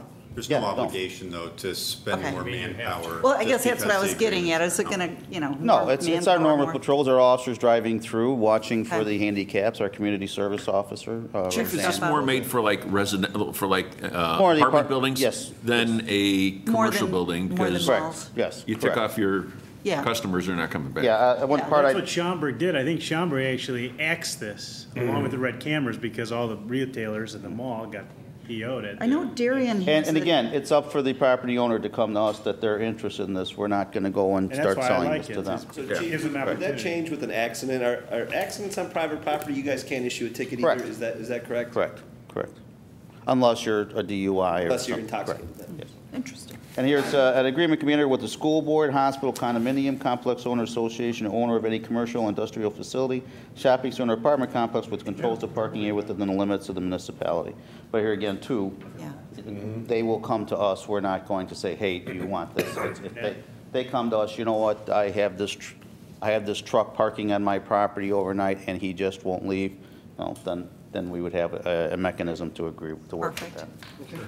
Great, thank you, Chief. That's great. If Jerry comes to you, don't do it. Pardon me? because I put I'm sorry? his signs every time. Any additional comments or questions? Anybody from the public? I'll ask for a roll call, please. Trustee Siniga. Yes. Trustee Barry. Yes. Trustee Scott. Yes. Trustee Barker. Yes. Trustee Nero. Yes. Trustee Addington. Yes. Thank you. JKLM. Okay. Agenda item M, ERI resolution, board to consider a resolution to adopt an early retirement incentive, ERI program. Finance Director Parker. Thank you, Mayor. I know it's getting late, so I'll try to be brief, but also try to make sure I can provide enough information for the public watching that they're familiar with it. I know the board's more familiar with the concept of an ERI because of their familiarity with the government. One thing I want to mention is that, so as you're aware, the budget process is an ongoing process, and so as soon as we approve a budget and get done with it, we start working on the next one and looking at additional ways to save money, and this last year was no exception to that. So shortly after we approved the budget in April, then beginning in May, we started to look at other options and other ways to save money, and one of the ways we started looking at back this past May was this option of an early retirement incentive. And what an early retirement incentive does is it provides an opportunity for employees who meet specific requirements set up by the state to be able to retire early, to be able to spend their own money to purchase additional credit so they can retire early. The benefit to the village being that then the village can replace them at a lower cost, either with combination of with lower salary or with part-time employees we save on benefits. And this is something that the state allows through our retirement pension. The Illinois Municipal Retirement Fund has set up guidelines regarding this, and one of the things is you can only do it, you can not do it within 5 years of your previous time. The last time we did it was about 8 years ago, and so we are able to do this again and to look at this again. And it's, to some extent, some guesswork as to the costs to the village and also the savings that we'd be able to receive. but they kind of go hand in hand. So the more people that take it, the higher initial cost there is, but also the more potential for savings. So we estimate that we can probably save between $170,000 to $200,000 a year by doing this, and we expect to be able to recoup the initial outlay cost in somewhere between 5 and 8 years. So I think that kind of is the bare bones basics. If there's any additional questions, I'm happy to answer them. And again, I think back right after my first full budget, I asked Spencer to evaluate this, I think in May, and he was able to come up with these numbers, and I think it's a good time for us to implement it. There's how many different employees, how many employees would be eligible for this? We have a total eligible pool of 15 employees. And it's their choice within a 1-year period to opt out to buy up to 5 years. That's correct. And again, we cannot do this, if we do it again, we cannot do this any earlier than 5 years. Right. Correct.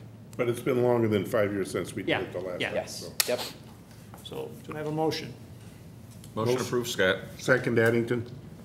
Motion been made and second to approve. And on the question, anybody from the audience? Comments? Roll call, please. Trustee Scott. Yes. Trustee Barry. Yes. Trustee Addington. Yes. Trustee Seneca. Yes. Trustee Nero. Yes. Trustee Barker. Yes. Motion passed. Miscellaneous. I do have one thing. I'm also going to ask, It's really fast. I mean, we were talking about possibly not having a meeting the 18th, and I was thinking we were going to have one, so I just want to remind everybody that Holy Trinity will be holding their Oktoberfest on September 19th and 20th. That's all. I'm don't trying know. That's to important. keep everybody informed That's on what's important. going on. You're sorry. economic. I'm sorry. Same topic. I'm not that sorry. You talked more than anybody I tonight. don't know, Larry Forsberg, is there anything you'd like to mention about activities in the chamber coming up or anything while you're still here? Not part of the next meeting, so. Okay, but if there's not a next meeting, when's the chamber open house? October 2nd, might be the next one. I had to remind us, 17th. So 17th. How about the 16th with the hotel? It's the 17th. The Chamber Open House is going to be September 17th, so everybody's invited to come and join us that evening between 5 and 7.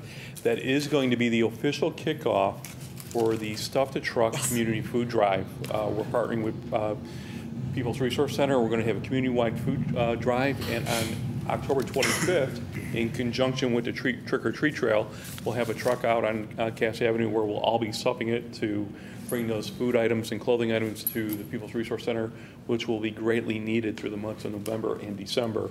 And then on the September 16th, between 4:30 and 7, there's going to be an open house at the Hilton. And there are reservations requested because they're having food, so please contact the chamber if you'd like to participate. Thank you. And it said heavy food. Heavy food. Heavy food. Enjoyable That food. means, but it said heavy food. And if anybody saw their chef out at the street fair last week, you know what a great chef he is. So everybody will right. enjoy it. You don't want to miss it. Thank you, Larry. And that was good, because they set them up right by the Lions buses, so we could get there real fast. Any other miscellaneous items? Seeing none, I will entertain a motion to adjourn to an executive session for the purpose of discussing personnel. Motion by Addington to adjourn to executive session for personnel. Second, Nero. Motion made and seconded to adjourn to executive session for personnel. Roll call, please. Trustee Addington. Yes. Trustee Nero. Yes. Trustee Barker. Yes. Trustee Scott. Yes. Trustee Barry. Yes. Trustee Seneca. Yes. Okay, there will, after executive session, there will not be any additional business. We will just adjourn. At this point, we're going to go into executive session. Thank you.